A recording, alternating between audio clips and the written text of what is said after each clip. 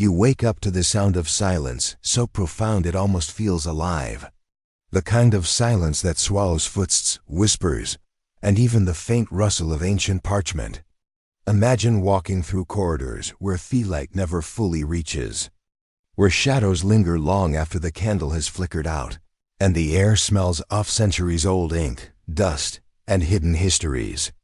Welcome to the Vatican, a place of faith, devotion, and mystery. A city within a city, where knowledge is preserved behind locked doors, guarded not just by keys and locks, but by centuries of unspoken understanding. Some truths are not meant for everyone. You might think you know the Vatican, the grandeur of St. Peter's Basilica, the elegance of Michelangelo's frescoes, the solemn hush of its chapels.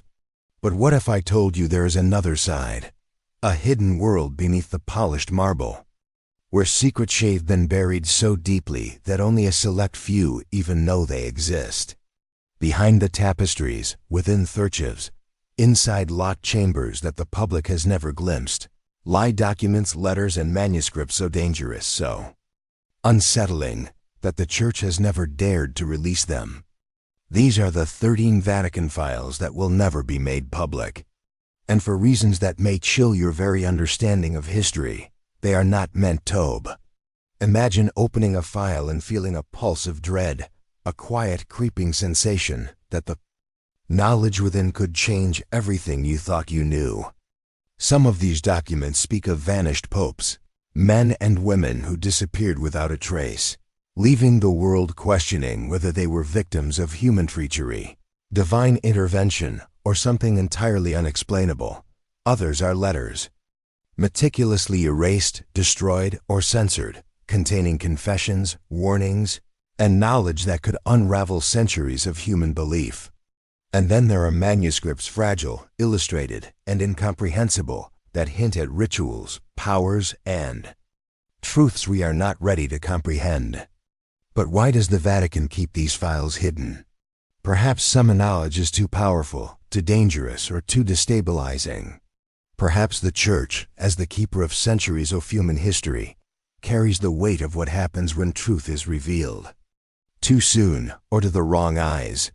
History is full of events that seem ordinary until the documents explaining them emerge, and suddenly, the narrative shifts. The 13 files we are about to explore walk that line, the line between what is known and what is intentionally concealed. They are keys to a world of power, fear, devotion, and secrecy. They are reminders that even in a place dedicated to light, shadows persist.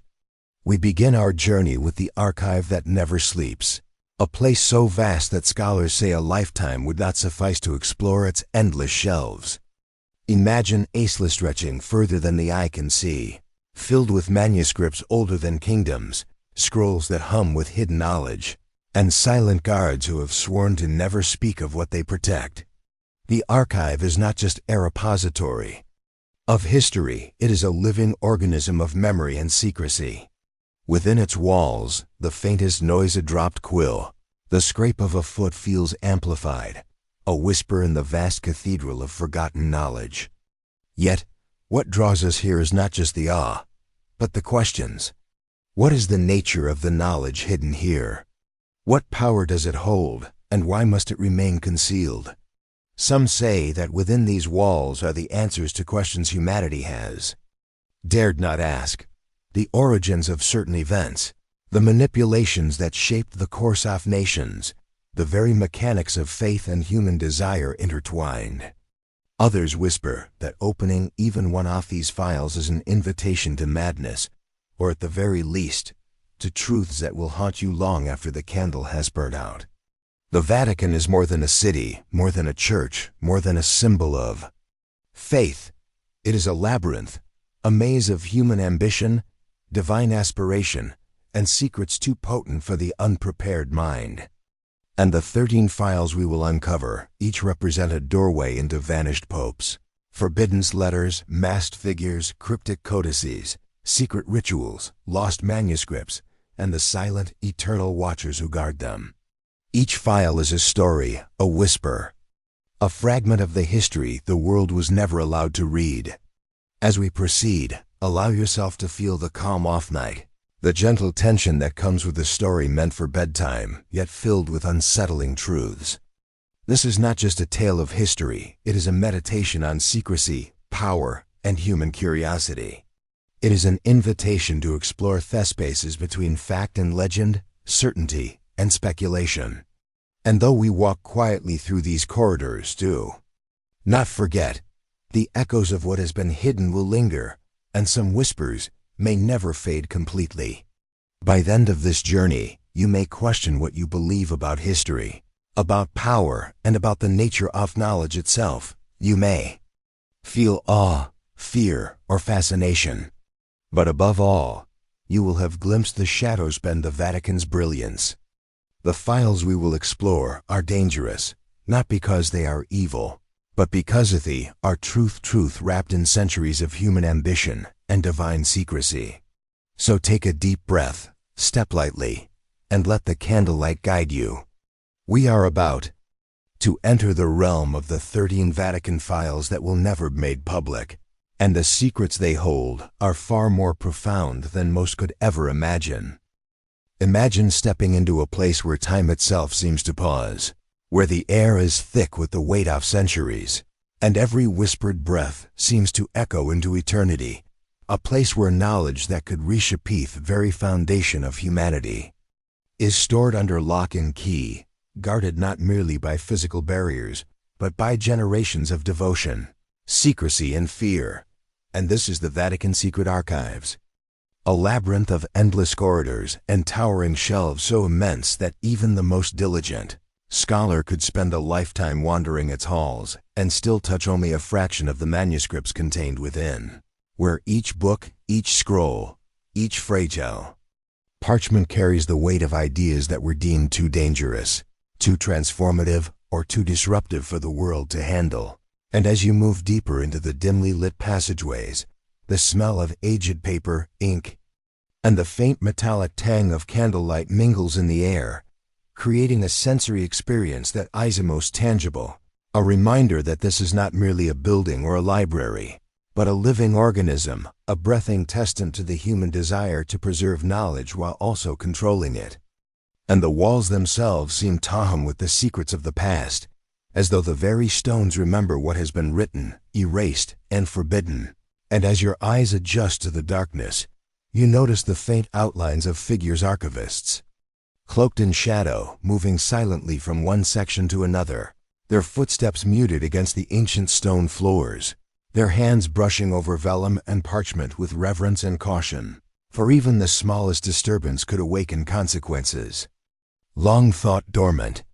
And these guardians, these silent watchers, are bound not by law but by oath, by the understanding that the knowledge within these walls is both a gift and a burden, capable of inspiring greatness or unleashing devastation. And as you continue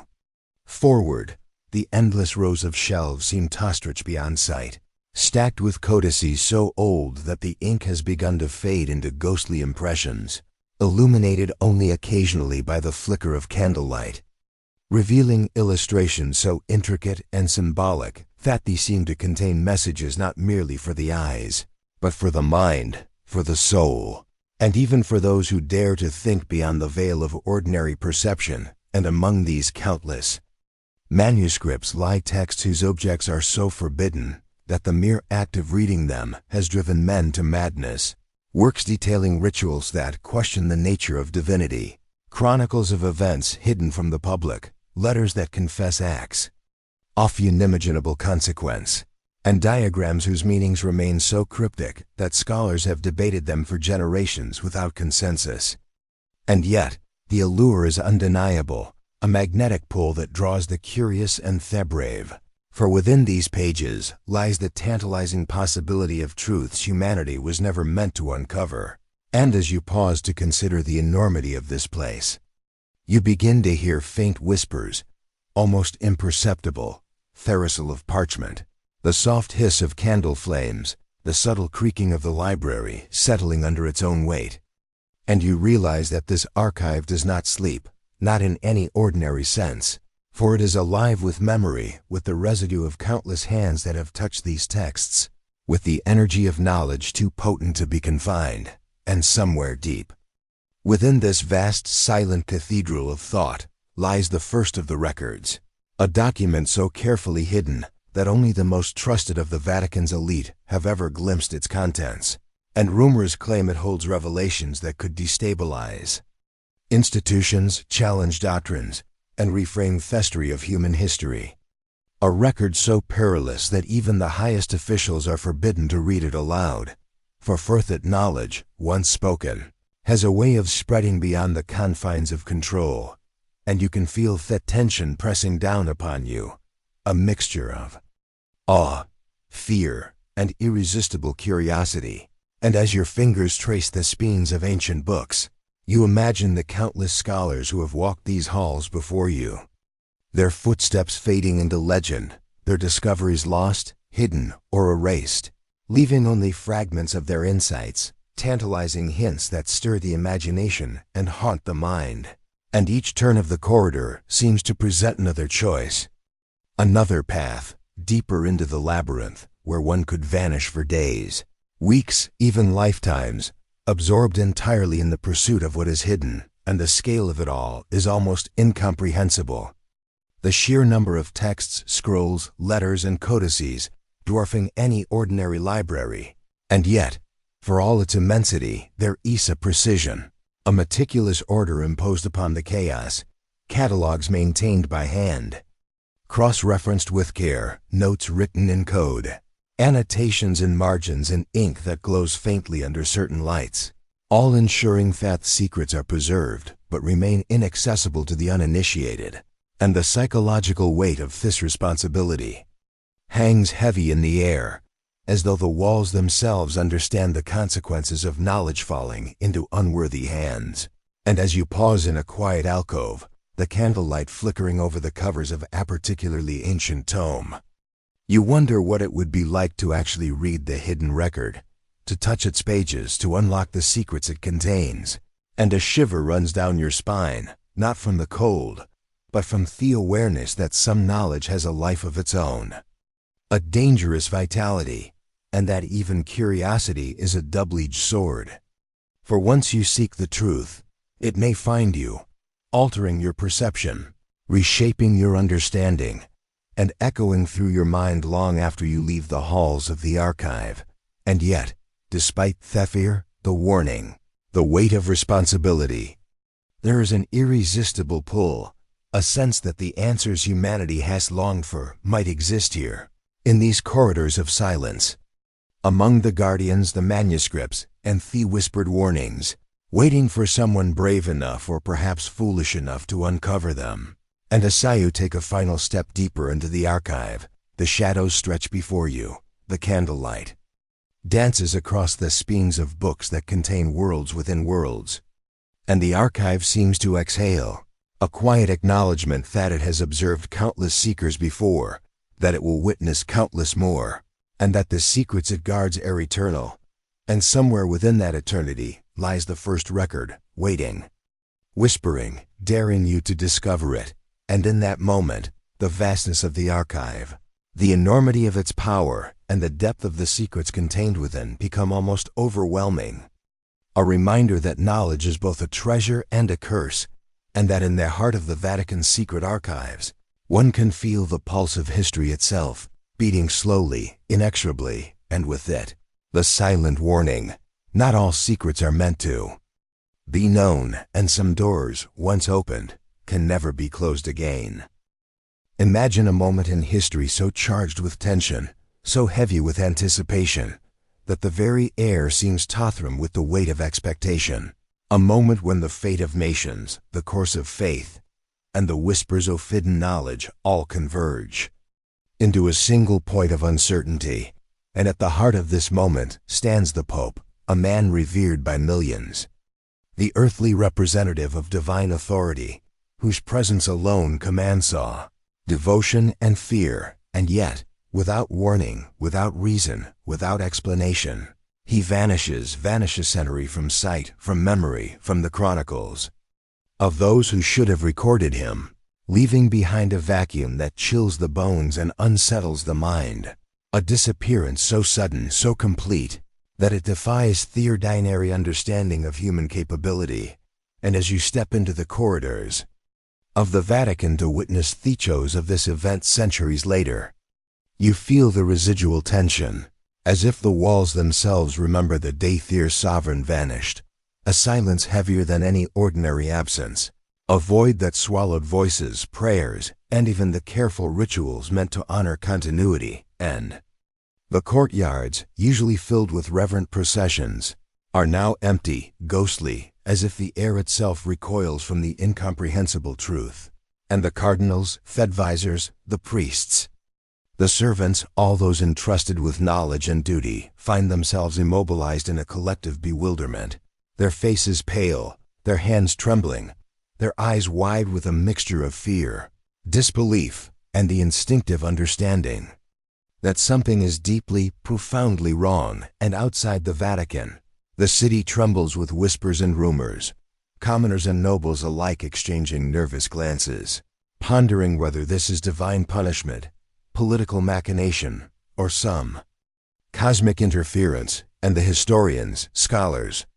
and chroniclers who later attempt to piece together the narrative find themselves confronting an enigma so resistant to comprehension that they can only speculate, blending the facts they can verify with stories handed down orally, anecdotes scattered in the diaries of those who were too frightened or too loyal to record the full truth. And each fragment of information seems to contradict the last, creating a labyrinthine puzzle that challenges logic, faith, and memory. And as the days turn to weeks, the weeks to months, the disappearance of bosoms not merely a historical curiosity, but a psychological force, a haunting presence in the minds of those charged with guiding the Church, a reminder that even the most powerful figure is subject to forces beyond comprehension, forces that might reside in human ambition, divine will, or the shadowed secrets preserved in hidden vaults of the Vatican archives, where knowledge deemed too dangerous to reveal is stored in silence. And you begin to wonder if the Pope's disappearance is linked, in some unfathomable way, to what lies behind those locked doors, to the manuscripts, letters, and codices that could shake the very foundation of belief, if ever revealed. And as you imagine this connection, you picture the corridors filled with silent watchers, archivists moving cautiously among rows of towering shelves, aware that the absence of one man has ripple effects that stretch across time, influencing decisions, shaping doctrine, and haunting those who dare to consider what secrets the vanished Pope might have uncovered or guarded. And the vanishing itself becomes a symbol, a reminder of the fragility of human power, how even the most revered, the most sacred, can disappear from their cord, leaving uncertainty in their wake. And historians speculate endlessly. Was it a political abduction by forces within the Vatican, seeking to control the direction of faith? Was it an accidental death, shrouded in secrecy to preserve morale? Or was it, as the whispers suggest, a consequence of delving too deeply into knowledge forbidden to mortals, a knowledge that could unravel the very structure of human understanding and belief I've made public? And as you imagine the Pope walking into a shadowed chamber, unaware that the moment would erase him from sight,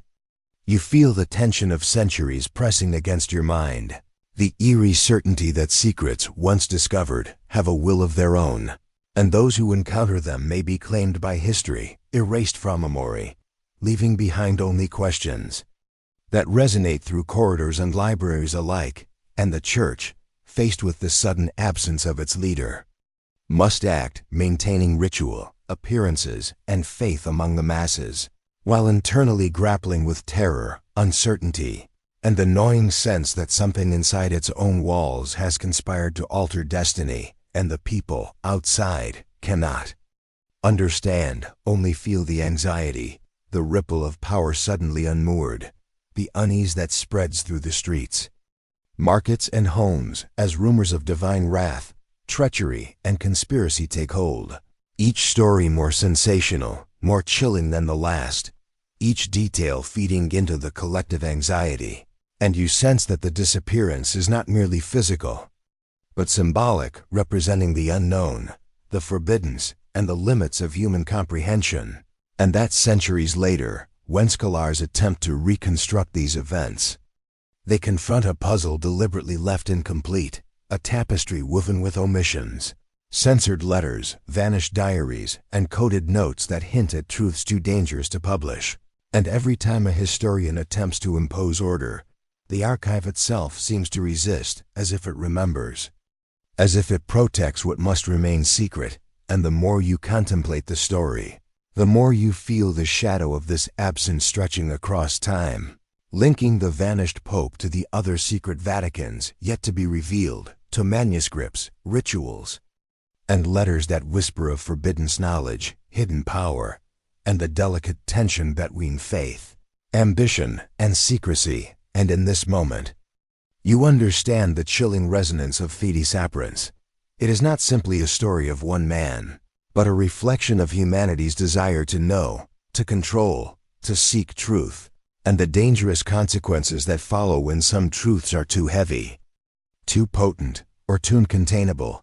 And as you walk through this imagined history, you feel the melancholy of lost certainty, the awe of the unknown, the thrill of forbidden knowledge, and the quiet, insistent call of curiosity, urging you to look deeper, to question, to wonder, and to realize that the vanishing of the Pope is only the first thread in a tapestry of secrets, a thread that will lead you further into the labyrinthine heart of the Vatican and the mysteries that it has guarded for centuries, where every corridor, every manuscript, and every shadow seems to whisper the same warning, that knowledge carries weight, that power is fragile, and that some disappearances are not accidents, but deliberate acts in a web of secrecy so vast and intricate that even the highest authority may not comprehend its full scope. And that in the end, the vanishing is not only a historical event, but an invitation, a challenge, and a reminder that some mysteries are eternal, that some truths must remain hidden, and that the story of the disappearing Pope, like the archives themselves, will continue to haunt, intrigue, and beckon those who dare to seek, weaving fear, curiosity, reverence, and wonder into a single unbroken echo that reverberates across centuries and resonates within every seeker who dares to imagine what truly lies beyond the known, beyond reason, and beyond the allowed,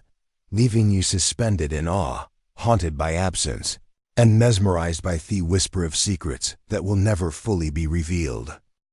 Imagine a chamber deep within the Vatican where time seems suspended, where the air hangs heavy with the scent of old parchment, candle smoke, and the faint, almost imperceptible tang of iron from centuries of ink, a place where the walls themselves seem to lean inward, listening, preserving, and watching. And within this space lie letters that were never meant to be read, letters whose mere existence has been fought over, hidden, censored, or destroyed, letters written by high-ranking officials whose power and influence extended beyond the visible corridors of authority into secretive realms of human ambition, political maneuvering, and forbidden knowledge. And as you approach them, the paper seems almost to hum under your fingertips, delicate yet defiant, the texture a testament to centuries of careful crafting, the ink fading into ghostly imprints that tease the eye and provoke the imagination, and each annotation in the margins, each cross-out, each cryptic symbol carries an emotional weight far beyond the letter's words, revealing fear, guilt, hope, and despair etched into the very fibre of the pages, a tangible record of human vulnerability and audacity coexisting in precarious balance. And as you imagine opening one, the parchment crackles softly, whispering secrets that could unsettle nations, reshape faith, and challenge the very core of belief. And the content is as varied as it is dangerous. Confessions that reveal acts of betrayal, warnings of impending calamities known only to those within the Vatican's hidden chambers, knowledge of events deliberately suppressed from history, and cryptic instructions or reflections meant to guide or caution future generations. And as you read or imagine reading these letters, you can almost feel the trembling hands that wrote them, the hearts pounding in anticipation or dread, The quiet sobs or stifled sighs asked authors wrestled with conscience, ambition, and fear, and the letters are more than documents. They are living witnesses to a struggle between secrecy and revelation, between human frailty and the desire for control, between what must be preserved and what must be destroyed. And the efforts to erase these letters, whether through fire, shredding, censorship, or concealment, only heighten their presence in the imagination, as if every attempt to suppress them has left an indelible echo in the walls of the Vatican. A shadow that cannot be fully extinguished, and scholars, archivists, and clerics who have glimpsed fragments over the centuries describe a sense of awe mixed with terror, a knowledge that the contents are potent, dangerous, and potentially transfart, capable of challenging doctrines, exposing conspiracies, or altering the understanding of history itself. And the letters' anonymity and loss amplify their mystery, for few can identify the writers or the exact recipients, leaving vast gaps that imagination, rumor, and speculation rush to fill, creating a web of possible interpretations, theories, and hidden narratives that stretch across time and space, binding the past to the present. And as you trace the faded ink, you sense the urgency embedded within, as if the writers themselves knew that what they were revealing could not survive the scrutiny of ordinary eyes, and that even centuries later, the letter shadows reach into the present, haunting the corridors, whispering to those who listen, and teasing the mind with questions that may never be answered. What knowledge was so dangerous that it had to be silenced? Which actions, decisions, or confessions contained within these pages altered the course of history in ways the public will never know? And as you wander further into the imagining of these letters, you picture fires consuming stacks of documents in hidden chambers, frantic hands tearing apart the pages, ink smudged by hurried tears, voices muttering prayers to ensure the secrecy of forbidden truths, all while a network of hidden watcher censors that nothing escapes into the hands of the uninitiated. And even as some letters survive, scattered in obscure corners of the archives, catalogued but never openly acknowledged, their very existence becomes a ghostly presence, a reminder that knowledge, once written, cannot be entirely destroyed, that the act of creating a letter, of setting down thoughts and truths, creates a ripple that persists far beyond the reach of human control. And as you imagine the human emotions embedded in each line, fear of discovery, guilt over hidden actions, hope for a future understanding, or the quiet satisfaction of having recorded a truth unseen by the world, you begin to feel the weight of these writings pressing gently yet insistently upon the imagination, demanding contemplation, reverence, and humility. And the psychological tension embedded in these letters is palpable, for they reveal the delicate balance between what humanity can bear to know and what must remain veiled, and the Vatican itself, as custodian, becomes a character in this unfolding drama, its silence a testament to the understanding that knowledge, while powerful, is also perilous. And the custodians of these letters carry a responsibility that transcends ordinary duty, a sacred obligation to preserve, to protect, and when necessary, to destroy, for the good of those who cannot comprehend, yet are inevitably affected by the truths contained within. And as you imagine walking among the shelves, seeing stacks of letters bound in faded leather, each with its own story, its own secret, you sense the invisible threads connecting them to other hidden documents, manuscripts, and Vaticans. A web of knowledge so vast that to untangle it would require a lifetime, and perhaps invite consequences too great for any one person to bear. And the tension between curiosity and caution becomes assonant rhythm in your mind, a heartbeat that mirrors the caution, fear, and wonder of all who have encountered these letters across centuries, and even in their absence, the ones that were burned, lost, or erased. Their presence is felt, a haunting reminder that some truths, no matter how carefully concealed, leave traces, echoing in the minds of the curious and in the stone corridors where they were once held, whispering warnings, secrets, and reflections. And as you contemplate the implications, you realize that these letters, though physically gone in many cases, continue to influence events, decisions, and the very psychology of those within the Vatican, shaping what is allowed to be known and what must remain forever hidden. And the paradox is inescapable. To know these letters is to step into danger. Yet to ignore them is to wonder endlessly, to feel the pull of forbidden knowledge, to sense the shadow of what has been lost. And in this delicate tension lies the essence of the Vatican's power, a blend of awe, fear, and respect for the fragility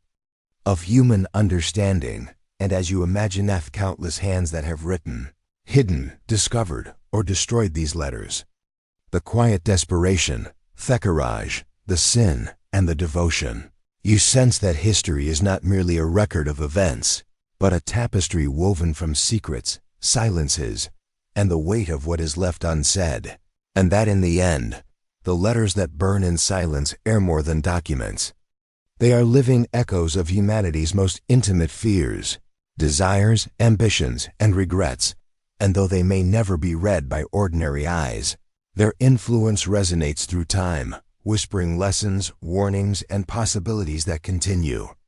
to haunt the corridors of the Vatican, ensuring that the curiosity, awe, and melancholy they inspire remain eternal, suspended in the stillness of the archives, forever burning quietly in the imagination of those who dare to think of them. In the shadowed corridors of the Vatican, where the flicker of candlelight casts long, quivering shadows on ancient stone walls, there exist faces that are never fully seen, identities that are deliberately concealed behind the silent enigma of masks, portraits, and coded descriptions. Each one a carefully crafted illusion meant to hide truth while simultaneously guiding it. And as you move quietly among these hidden chambers, imagining the stillness that permeates them, you sense the weight of influence that these shadowed figures wielded over the unfolding of history, their presence invisible yet undeniably potent, shaping decisions, guiding events, and orchestrating outcomes that the public would never comprehend. And behind each mask lies deliberate telecauston, a persona carefully maintained and a story partially erased, leaving only hints for those who know how to look, for those attuned to the subtle cues hidden in cryptic writings, marginal notes, and enigmatic symbols that seem to breathe life into the cold stone corridors. And as you imagine the gaze of these unseen figures, concealed in the portraits that adorn dimly lit rooms or behind masks worn in secret ceremonies, you'll feel the tension between presence and absence, between influence and invisibility. For their actions ripple across centuries, shaping the politics, doctrines, and cultural currents of the Vatican in ways that may never be fully understood. And the psychological complexity of these individuals is staggering, a balance of ambition, fear, morality, and secrecy. Each decision calculated not merely for personal gain, but for the maintenance of an intricate web of control, knowledge, and power. And as you explore the rooms in your mind, you notice these subtle signs left behind, coded letters tucked between pages of canonical texts, marginal annotations hinting at alternative interpretations, portraits whose eyes seem to follow the curious observer, as if silently acknowledging the awareness of someone attempting to unravel the truth. And these artifacts, while silent, communicativeless, speaking of loyalty, betrayal, hidden agendas, and unspoken truths that influence the very foundation of church history. And the unease they evoke is deliberate, for power exercised in secrecy carries a tension that is palpable, an anxiety born from the understanding that knowledge can be both weapon and shield, and that those who control perception may shape the course of history with decisions never recorded in ordinary annals. And you imagine how these shadowed figures interacted with one another, forming alliances and rivalries in hushed tones, exchanging glances and subtle gestures that carried meaning far beyond the surface. And while their true identities remain obscured, their fingerprints are evident in the events that history preserves, in the sudden policy shifts, the unexplained decrees, the mysterious deaths,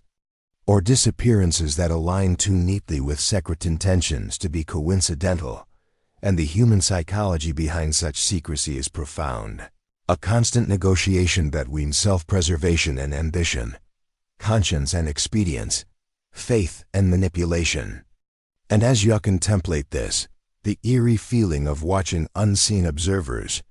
each wearing a mask that both hides and reveals, permeates your mind, creating a blend of awe, fear, and fascination, a slow-burning tension that never fully resolves. For these masks are not mere objects, but symbols of the duality inherent in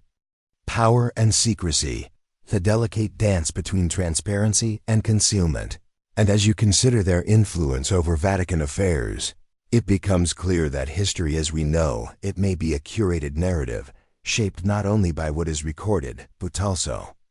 by what is hidden behind the masks.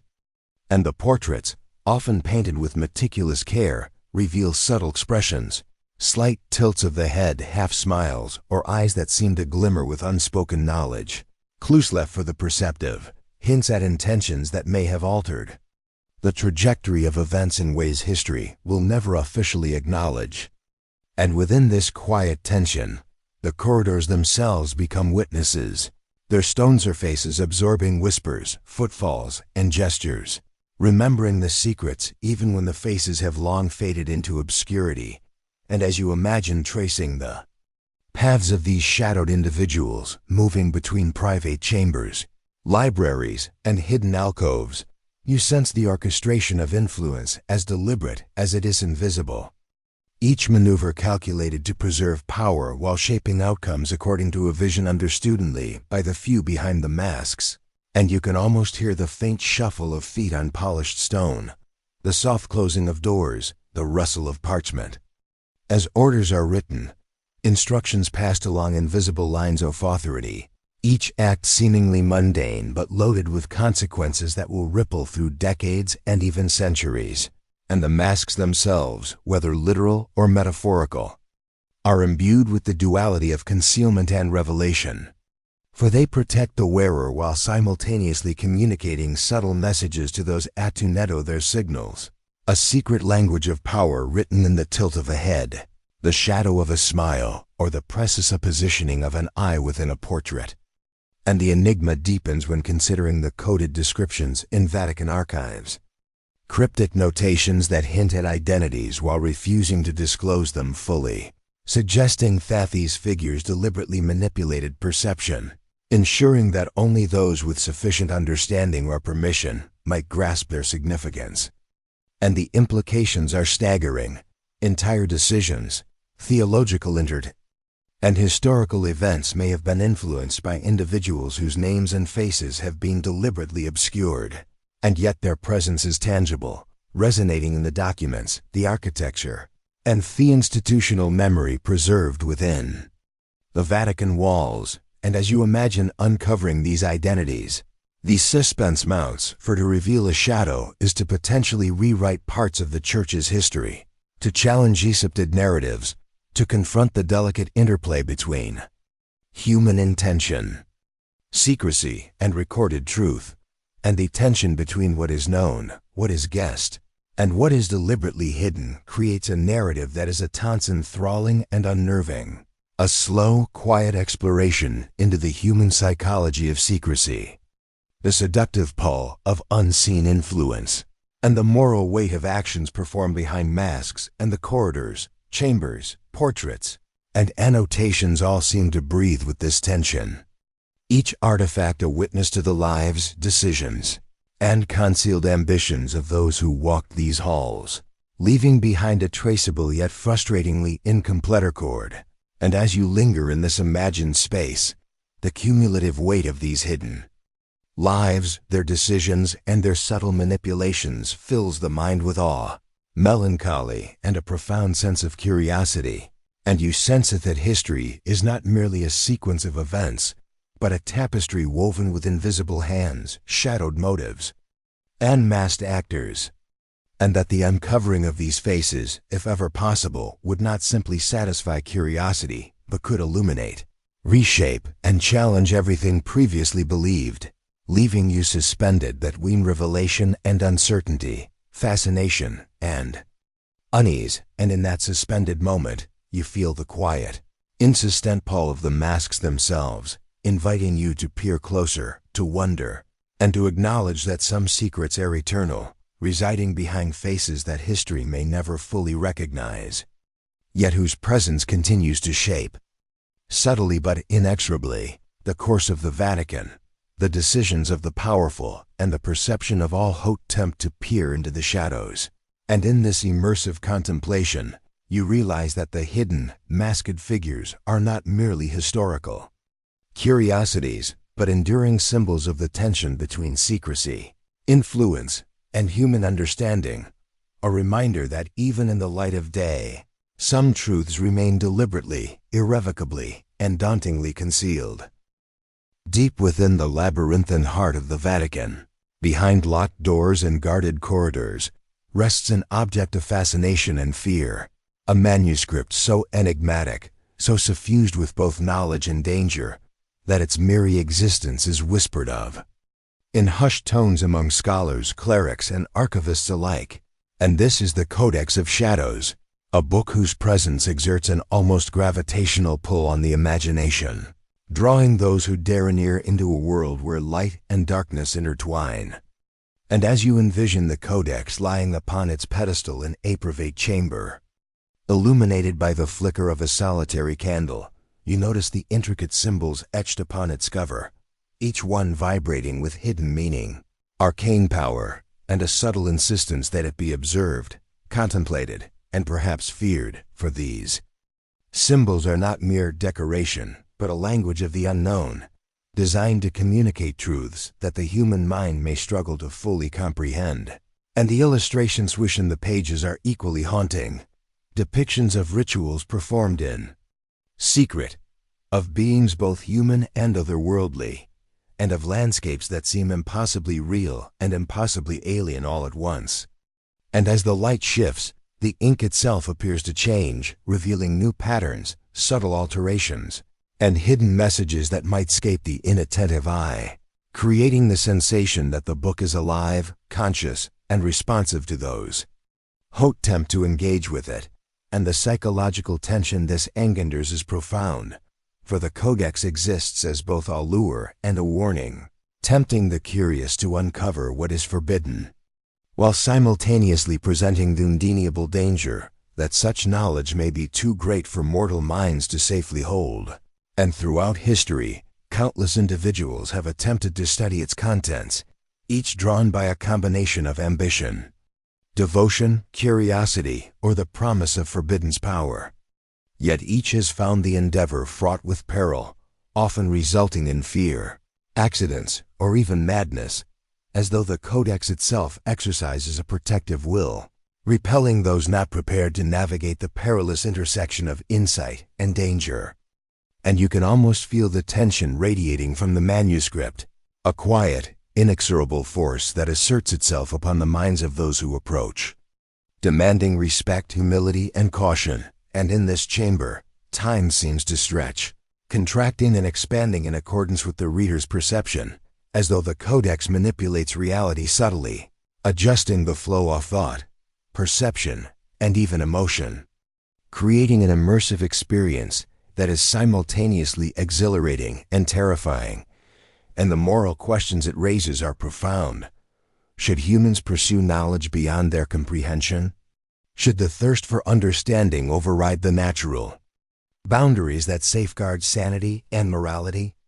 And as you imagine these dilemmas, the answers seem to hover just out of reach, teasing the mind, resisting closure, and demanding reflection. For the Codex of Shadows is more than an object.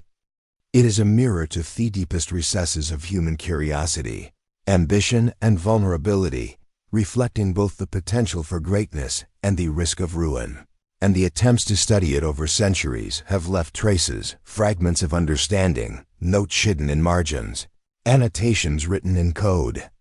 and diagrams that suggest glimpses of the profound knowledge it contains. Yet none of these are complete, leaving gaps that ignite the imagination and heighten the sense of danger. And you can almost hear the faint echoes of those who came before,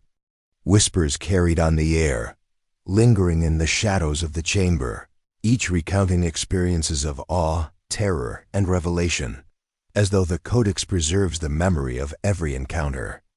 recording intentions, fears, and failures in a silent spectral ledger. And even the guardians who have been entrusted with protecting it sense this presence, an almost sentient vigilance that ensures the manuscript's secrets remain hidden from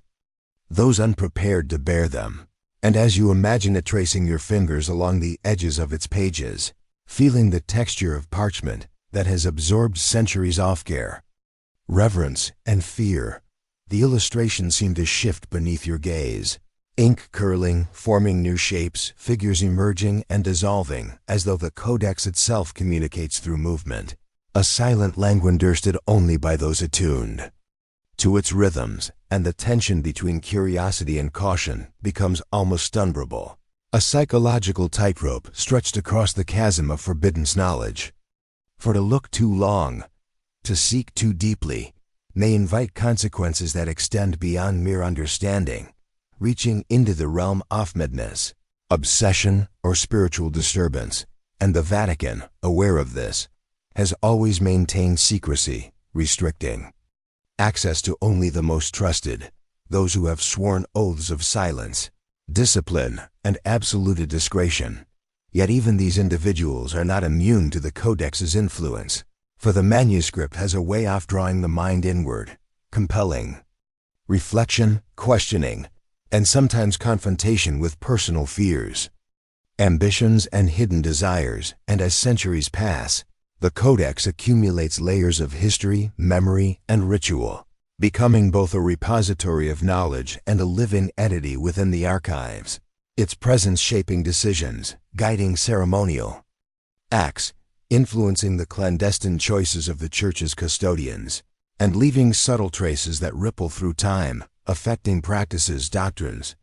and hidden observances in ways the public will never recognize. And as you contemplate these unseen influences, you sense a quiet suspense, a foreshadowing that pieces of the codex may still exist in fragmented form elsewhere, in obscure manuscripts, hidden notes, or unmarked pages scattered across the Vatican's secret archives. A scattered legacy that continues to shape hidden practices and decisions in subtle but undeniable ways. And as you imagine the next Vatican to be revealed, you'll feel the thread of connection stretching across centuries, linking the Codex of Shadows to other secret texts, ritual practices, and hidden knowledge, a chain of influence that quietly binds the Church's hidden history. And the Codex's presence is almost palpable, a living shadow in the corridors, a quiet hum beneath the stone, a reminder of the tension between human ambition, forbidden knowledge, and the necessity of discretion. And in this suspended, reflective space, you realize that the manuscript is not merely a relic, but a psychological and spiritual force, a challenge to the limits of understanding, an invitation to awe, caution, and humility, and even a sigh you step back in imagination, considering its weight, its influence, and its danger. The Codex continues to assert itself, lingering in your mind, a reminder that some knowledge, though dangerous, is impossible to ignore, and that the shadows it casts are not only physical, but mental, moral, and spiritual, shaping the perception of those who dare to glimpse its secrets, leaving you with a sense of quiet unease, anticipation, and a compelling draw of what may yet be discovered in the centuries to come. A perfect prelude to the revelations contained within the next Vatican, where the echoes of the Codex of Shadows continue to resonate, shaping the hidden architecture of war, secrecy, and forbidden understanding, a silent testament to the enduring tension between curiosity, knowledge, and the human mind's fragile grasp of the truths it is not yet ready to hold. Step quietly into the shadowed chapels of the Vatican, where sunlight filters weakly through stained glass, painting the stone floors with fractured colors that seem almost alive, and the air is thick with incense, candle smoke, and the faint, lingering echoes of centuries of devotion. And as you move through the nave, your footsteps muted on polished stone, you begin to notice subtle sounds that carry differently here, a faint scrape of a robe, a hushed murmur of prayer, the delicate shifting of furniture that might just be your imagination. Yet each whisper seems deliberate, as though the chapels themselves hold memory, preserving not only devotion but secrets, the hidden lives of those who walk these halls in silence, seeking guidance, performing rituals, and sometimes acting on knowledge too dangerous to reveal. And behind every altar, in alcoves so narrow, they aerialmost invisible, there are spaces meant for concealment, not merely of objects but of words, thoughts, and intentions, where the faithful and the powerful alike have bent their heads in prayer while carrying the weight of forbidden knowledge. Confessions too profound or troubling to record publicly. And the chapels, though sacred, are not purely places of serenity, for the echoes here preserve subtle dissonances, the half-remembered steps of a figure moving away from the light, the soft rustle of a book's page turned too quickly, a sigh that seems to resonate from nowhere, yet carries the weight of anxiety, anticipation, or fear. And as you imagine these sounds layering over centuries, you perceive a rhythm, a pulse of human presence intertwined with spiritual devotion, secrecy, and power, as if the chapels themselves have become living witnesses, repositories not just of prayers and chants, but of human intention, of ambition, guilt, hope, and the restless stirrings of those whose hearts care more than piety, whose minds hold knowledge that might unsettle even the most devout. And the auditory experience is central to this realization. For sound, subtle and fleeting, carries memory in ways that sight alone cannot, and the whispers, soft as they are, create an atmosphere thick with tension, a slow, almost imperceptible anger of serenity and unease that infiltrates every corner, every arch, every shadow, so that even the most familiar ritual feels slightly altered, imbued with a sense of presence just beyond perception. And you can almost imagine leaning closer to hear what is not meant for your ears, a whispered caution, a fragment of a hidden narrative, a confession that lingers like a ghost, the words fading before they can be fully grasped, leaving behind a sense of mystery that demands reflection and curiosity. And this duality between reverence and hidden knowledge, devotion and secrecy, imbues the chapels with a psychological complexity that is profound, for these sacred spaces are not simply passive stages for worship, but active participants in the human drama, shaping perception, influencing thought, and preserving the echoes of decisions that were never meant to be known beyond the inner circle. And the emotional contrast is striking, for moments of serenity, of awe at candlelight and architecture, exist alongside an undercurrent of tension, a subtle disquiet that suggests the very walls know more than they will reveal. And as you trace the imagined path of a supplicant moving silently through these corridors, you can sense the weight of centuries pressing down, the sense that every whisper, every secret gesture, and a very hidden act contributes to a larger, unseen network of influence and knowledge, and that within these sacred spaces, events of immense significance have transpired without public record, shaping history, doctrine, and the trajectory of those who held positions of authority. And the human presence is palpable, the fear, hope, and curiosity of generations interwoven with stone, wood, and fresco, creating an almost tangible atmosphere where past and present meet, and the sense of mystery is heightened by the way sounds interact with space. A whispered phrase echoes, morphs, and vanishes, leaving an impression without clarity. A footstep resonates, ends abruptly, suggesting movement that cannot be located. And voices seem to carry instructions, warnings, or guidance intended for unseen listeners. And this auditory layering builds an immersive tension, a slow burn curiosity that draws the imagination deeper into the chapel's secretive heart. And even the smallest details become significant, a candle guttering unexpectedly, a shadow moving across a wall with no source, the faint rustle of fabric that hints at presence, intention, or concealment, all contributing to a sensation that the chapels are alive in a subtle, observant way. And you begin to realize that these hidden activities, these whispers, are not random or idle, but purposeful, guiding, teaching, and sometimes warning.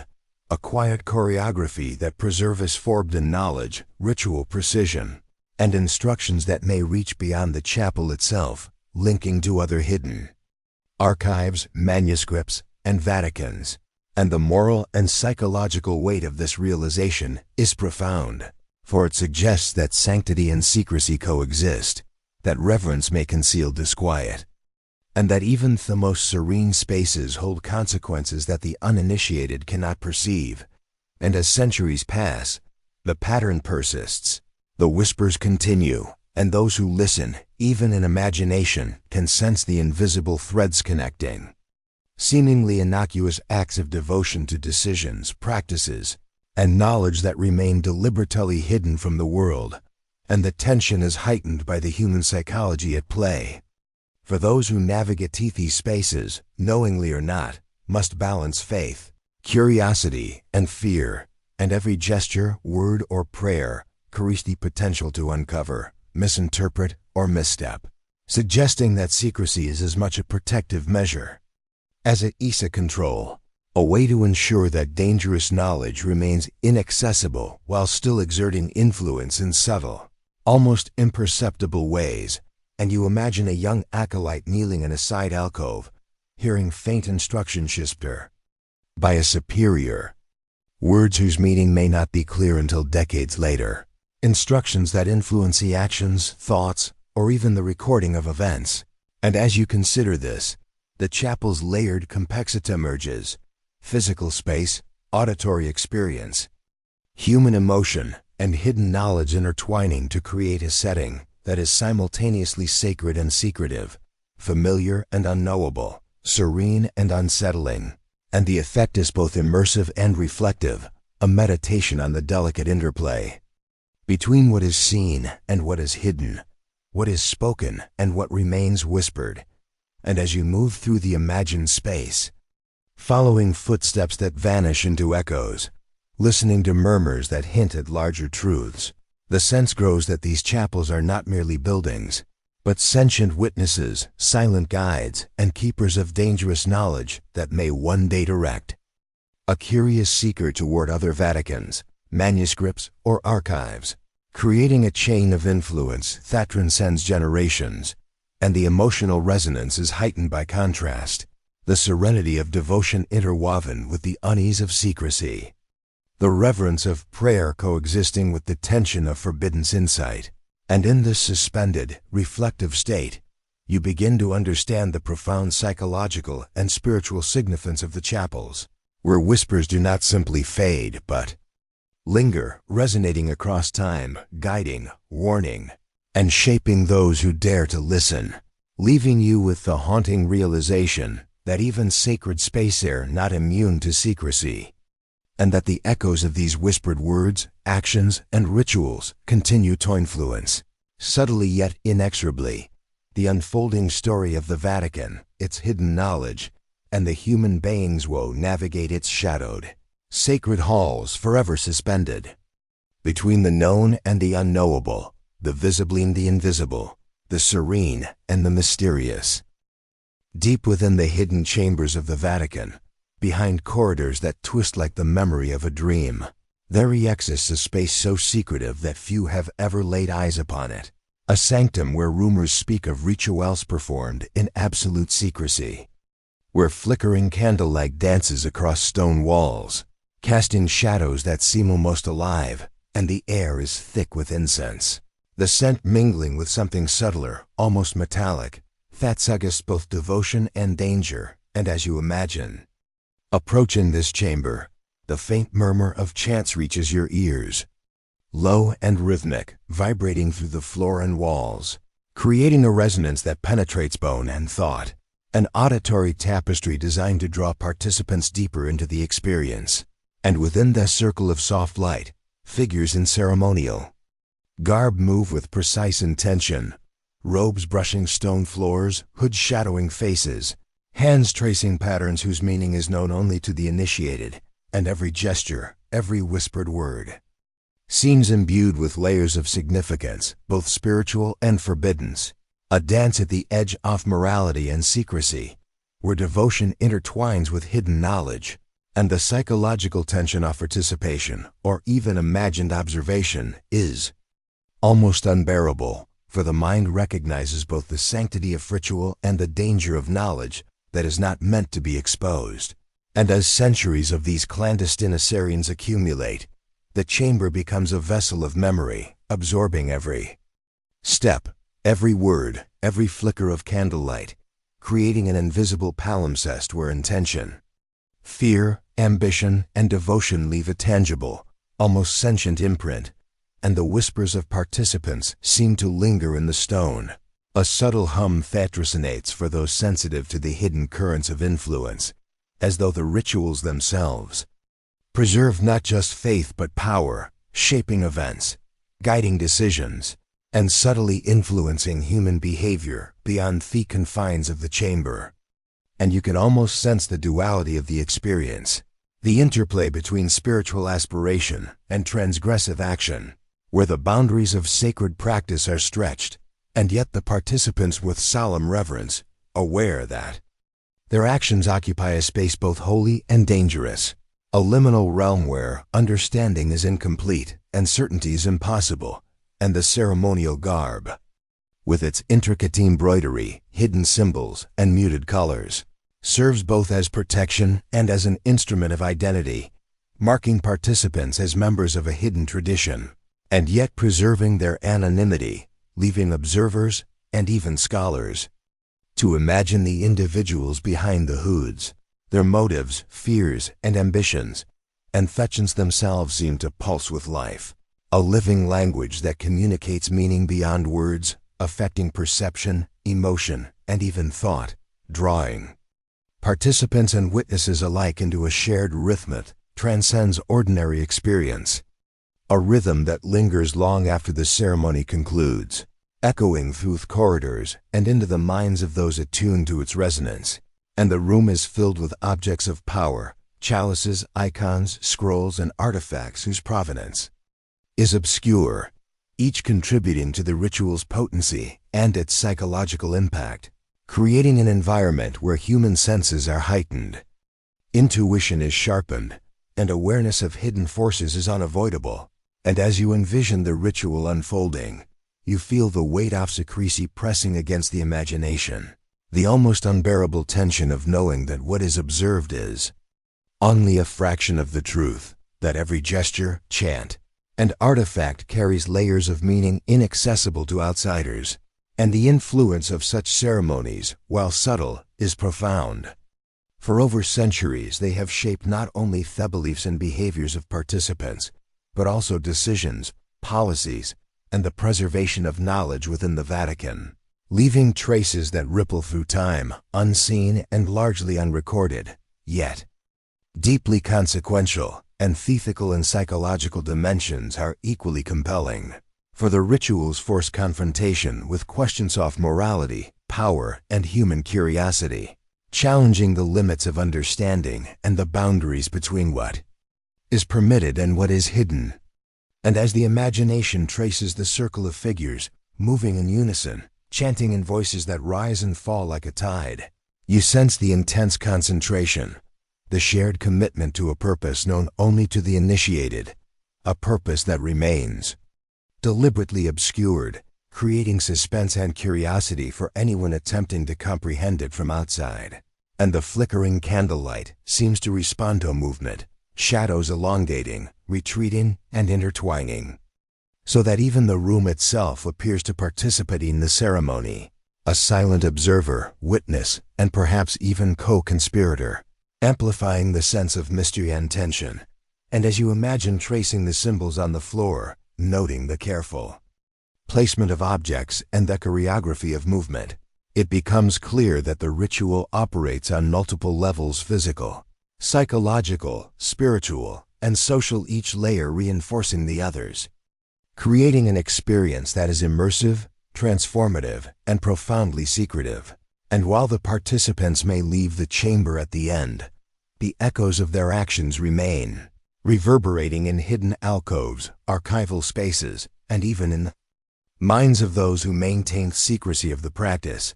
ensuring continuity and preservation. And the tension between devotion and forbidden action is heightened by the knowledge that these rituals may influence events beyond the chamber, decisions in Vatican politics, preservation of dangerous or hidden knowledge, and the subtle shaping of human behavior, all conducted without public awareness, leaving only traces, hints,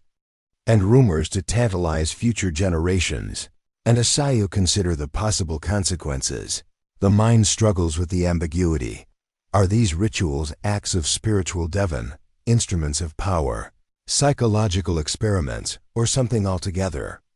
beyond comprehension? And the ambiguity is deliberate, for secrecy itself is a tool, ensuring that knowledge remains controlled, understanding partial, and influence subtle yet pervasive. And the chamber seems alive with this layered meaning, its stone walls holding memory, its air resonating with intention, its shadows concealing and revealing in equal measure. And the human psychology of secrecy plays a central role. For those entrusted with knowledge of the rituals must balance obedience, understanding, and moral reflection, navigating the tension between participation and observation, faith and curiosity, and the risk of exposure. And the room, the objects, the symbols, the chants, and the movement all converge to create a space where time, space, and meaning are intertwined. A liminal realm where curiosity must be tempered with caution, where observation is both necessary and dangerous, and the lingering effect is subtle yet profound.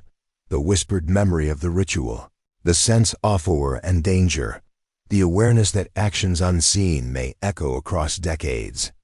shaping history in ways never recorded. And the conclusion of the ceremony leaves more questions than answers, for the purpose of the ritual, while undeniably significant, remains hidden, a deliberate mystery designed to provoke curiosity, reflection, and even unease, leaving the observer, participant, or reader suspended in anticipation, aware that the hidden, forbidden acts of the Vatican continue to shape human understanding, influence decisions, and preserve knowledge in ways that are quietly, but profoundly, consequential. And as the candle flames gutter and fade, the whispers die down.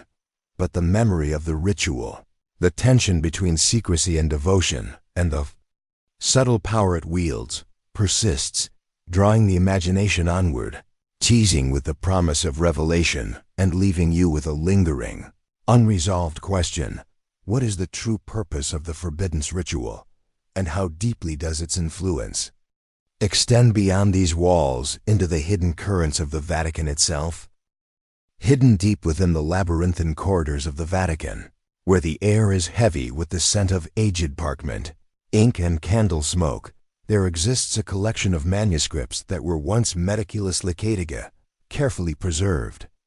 and revered as vessels of knowledge, yet today they have vanished, leaving only whispered rumors and haunting gaps in the archival record. And as you imagine the shelves upon shelves of fragile parchments, each painstakingly inscribed by skilled hands,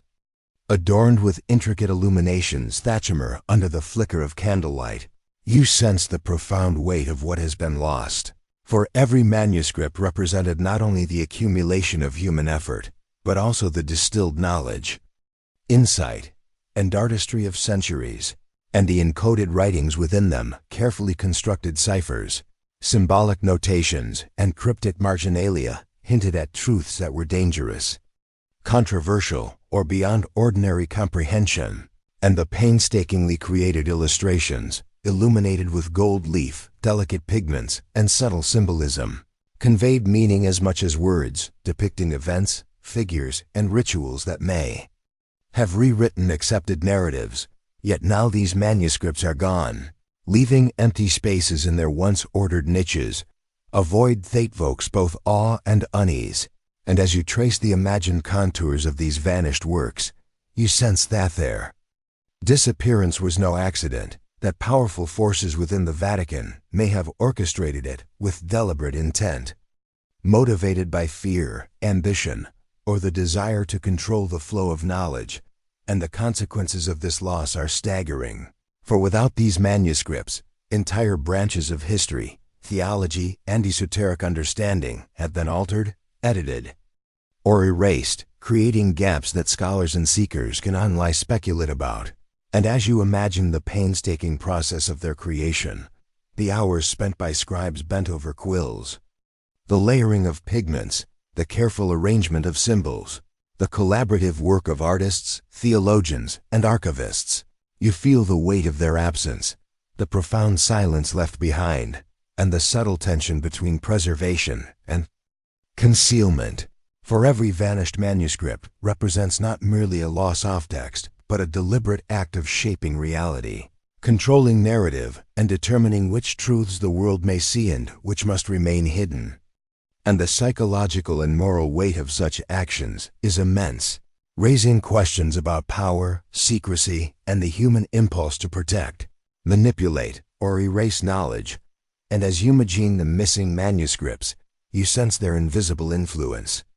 still permeating the Vatican, shaping decisions, guiding policy, and influencing the custodians of hidden knowledge.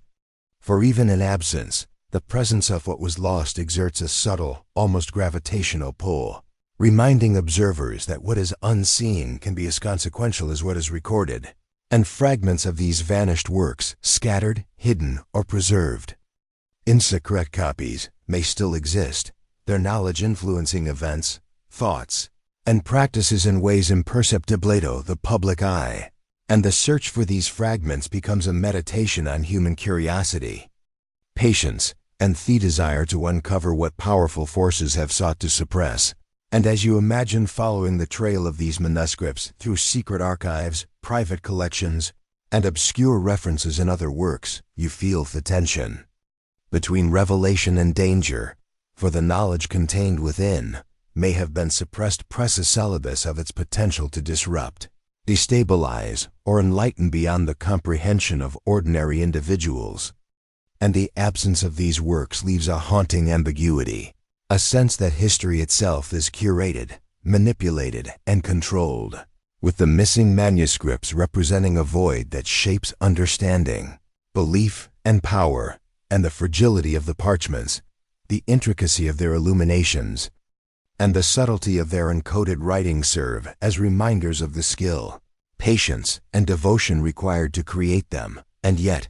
all of this effort, all of this care, has been made invisible, erased from the public record, leaving only whispers, gaps in speculation,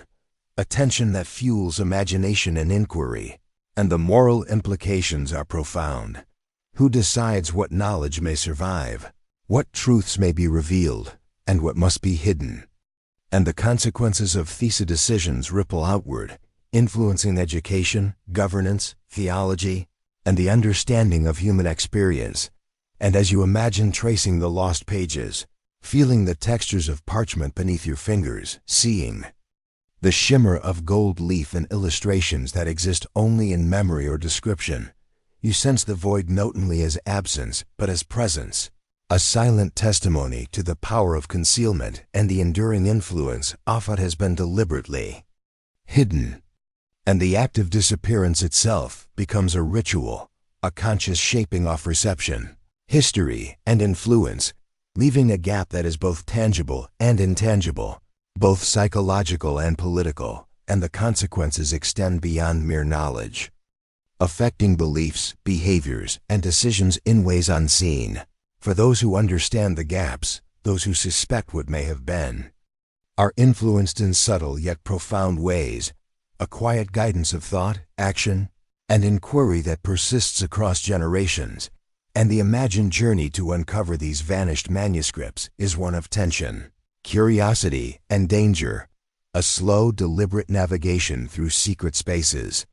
coded references, and fragmented traces, each step filled with anticipation, uncertainty, and the thrill of forbidden discovery. And as you imagine the manuscripts themselves, their missing pages, and the invisible force of their absence, you feel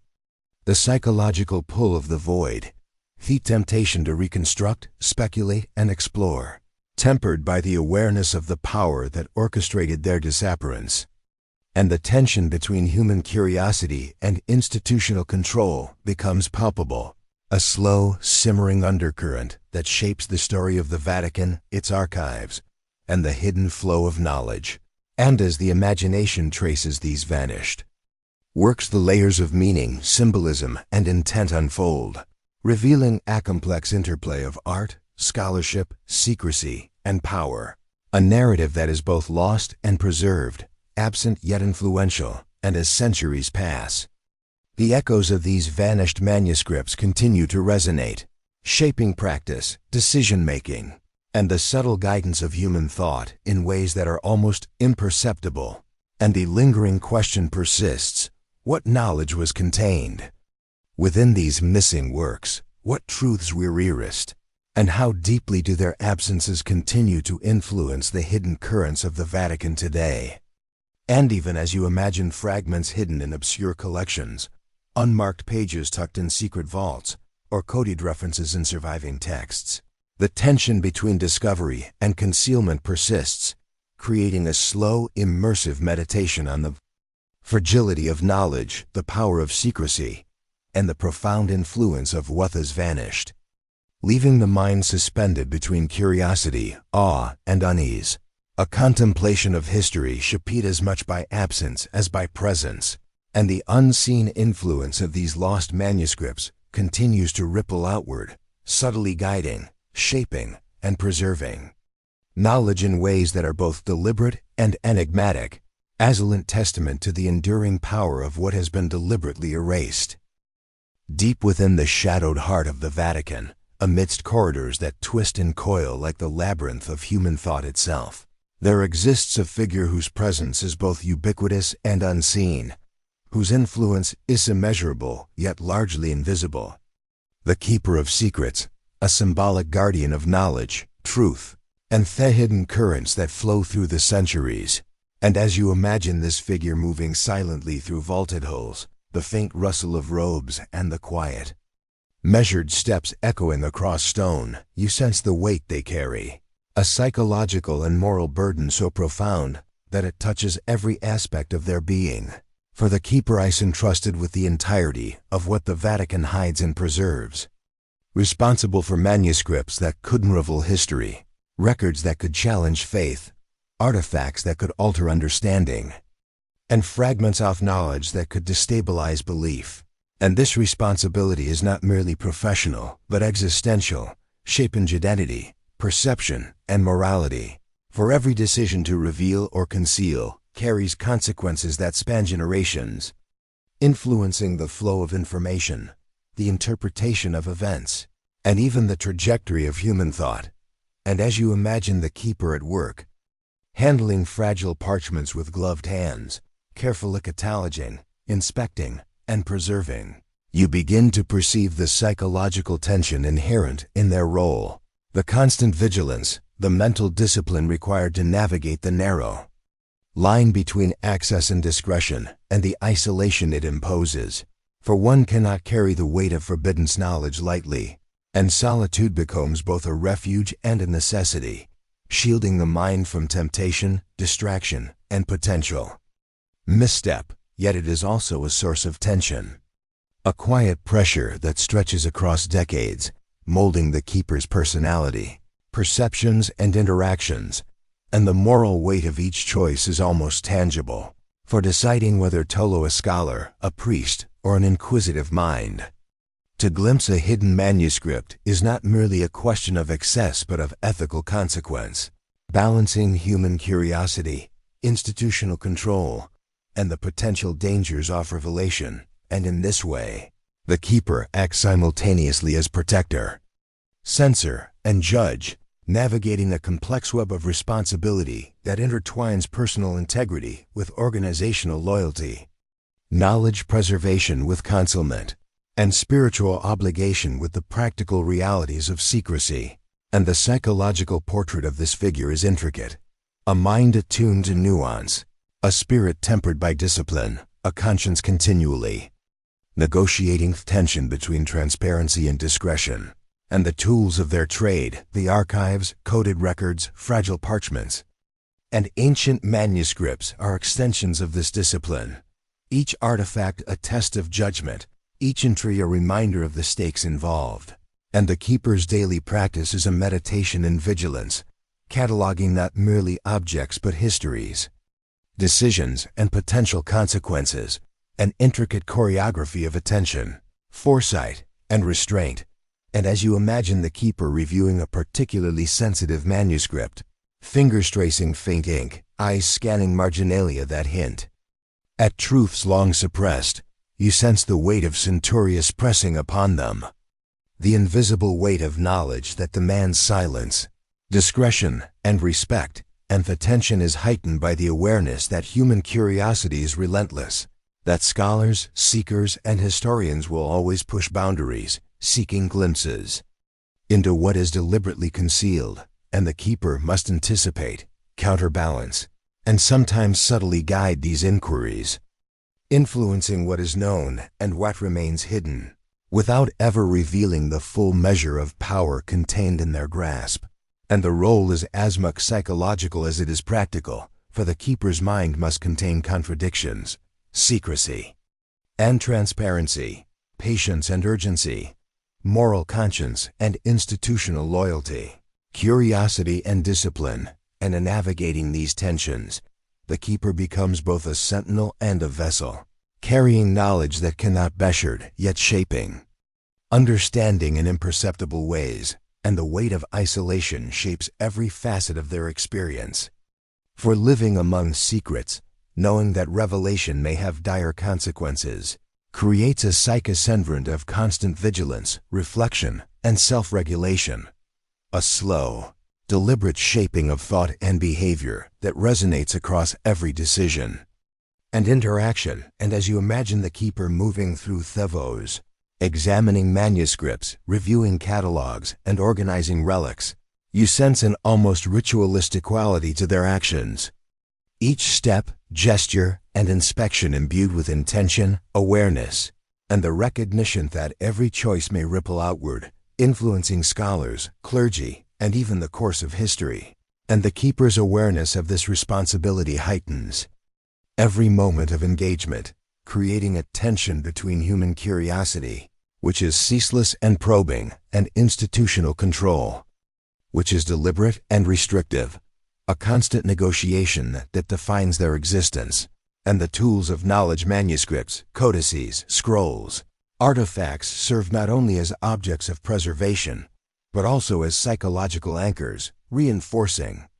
the importance of discipline, patience, and foresight. And the keeper's interaction with these objects is highly ritualized, combining reverence with caution, for each item represents a fragment of human ambition, wisdom, or folly, and the potential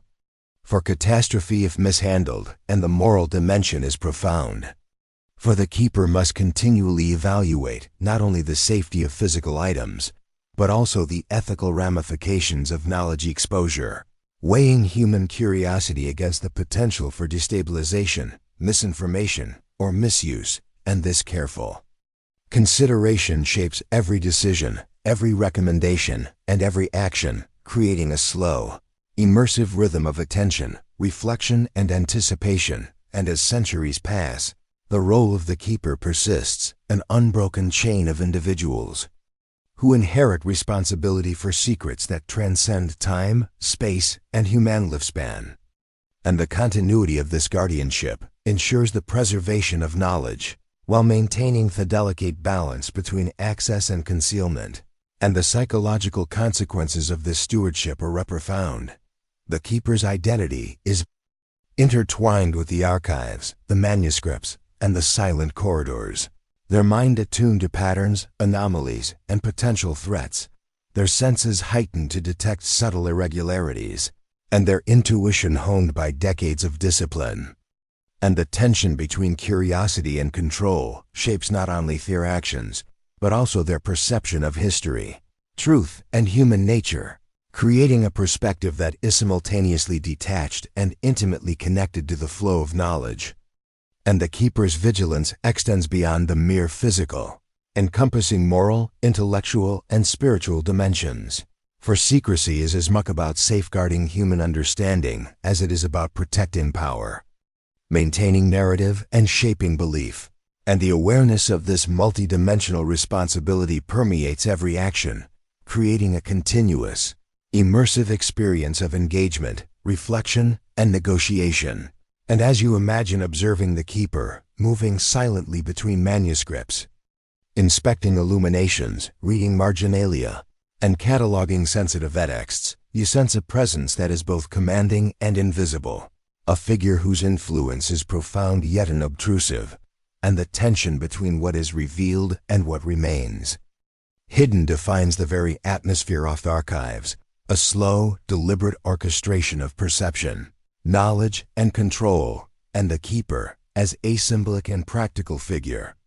embodies the delicate balance of secrecy, wisdom, and human curiosity, a liminal guardian whose existence is defined by the weight of unseen responsibility, the burden of moral judgment, and the profound influence of knowledge that can never be fully shared, yet shapes reality nonetheless. And as you reflect on this, you sense that the story of the keeper is central to understanding the hidden currents of the Vatican, the subtle orchestration of knowledge and influence, and the persistent tension between curiosity and control that prepares the mind for the culmination of revelations. For in the presence of such a guardian, every question, every pursuit, every step into the labyrinth of secrecy is framed by awareness, reverence, and anticipation, a slow, immersive meditation on the power of knowledge, the necessity of discretion, and the fragile but persistent tension between human curiosity and institutional authority.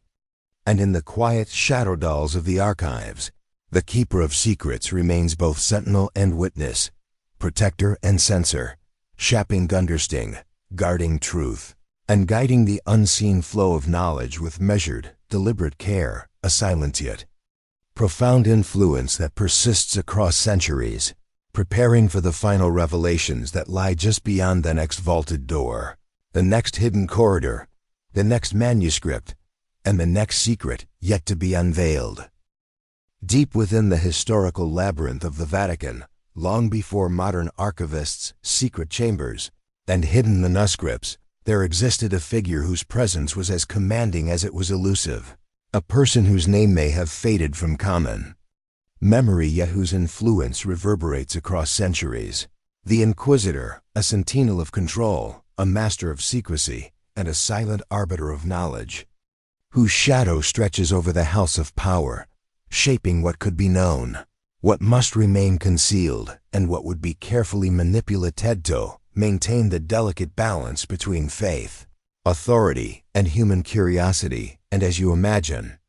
this figure moving silently through vaulted corridors, robes sweeping stone floors, eyes ever observant, you sense the profound tension in their presence, a tension born of duty, ambition,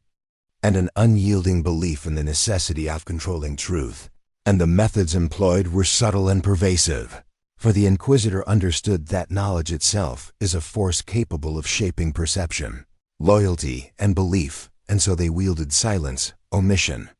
and selective revelation as instruments of power, carefully cataloging what could be preserved, what must be altered, and what was too dangerous to exist. And their influence extended not only to manuscripts and artifacts, but to the very minds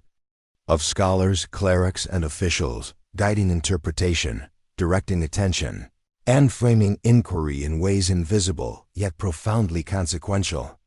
And the psychological depth of their actions was immense, for the Inquisitor's mind navigated a labyrinth of ethical, spiritual, and political considerations, balancing fear, ambition, and faith with a meticulous understanding of human behavior, manipulating perception and controlling knowledge to ensure that the Vatican remained not merely a repository of faith, but a carefully orchestrated center of influence. And the tension inherent in this role was both intimate and vast, for every decision carried weight, a word suppressed, a document hidden, a ritual unrecorded, a scholar subtly guided, and in each act, the Inquisitor left traces of influence that persist even when the original decision is forgotten. And the fear generated by such a figure was subtle, psychological, and pervasive. A quiet awareness that some knowledge might destabilize faith, challenge authority, or disrupt the carefully curated understanding of history. And this fear was as much a tool as it was a consequence, shaping behavior, guiding inquiry, and ensuring compliance with invisible rules. And as you imagine the Inquisitor at work, the mind races through the corridors of thought, envisioning secret meetings, whispered instructions, and the careful surveillance of texts, correspondence, and research. Every glance, every gesture a signal, every annotation a decision with consequences spanning decades. And the shadow of this figure is not limited to immediate action. For the careful orchestration of knowledge, the subtle suppression of certain narratives, and the promotion of others, created ripples across time, influencing leaders, and inquisitors who followed, shaping institutional culture and the unseen flow of power. And as the centuries pass, one can sense the lingering presence of the Inquisitor's philosophy embedded in the very fabric of the Vatican, in the rules that govern access, the walls that conceal, and the decisions about what must remain hidden. And the psychological interplay of ambition, belief, and fear continues to influence custodians, scholars, and clerics, even as methods evolve and names fade, for the principles established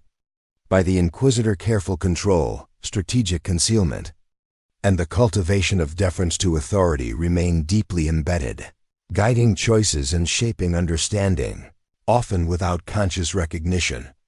And as you imagine tracing this shadow across time, you perceive how their decisions intersect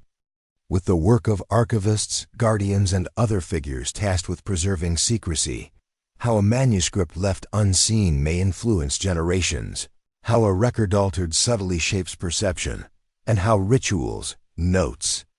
and annotations left deliberately ambiguous continue to affect interpretation. And the interplay between fear, ambition, and belief creates a psychological landscape in which knowledge is both a treasure and a threat, requiring careful navigation, constant vigilance, and profound discernment. And the Inquisitor's awareness of human desire for discovery, of the curiosity that drives scholars and seekers, informed every decision, every suppression, and every subtle manipulation, for they understood that knowledge is never inert, that even fragments of truth, if left unchecked, could unravel authority and challenge an established order. And so the shadow they cast was carefully engineered to preserve stability while curating flow of discovery, guiding inquiry and shaping understanding in ways largely imperceptible yet profoundly effective. And as you imagine this influence stretching forward into modern times, you can sense how practices of discretion, cautious revelation, and selective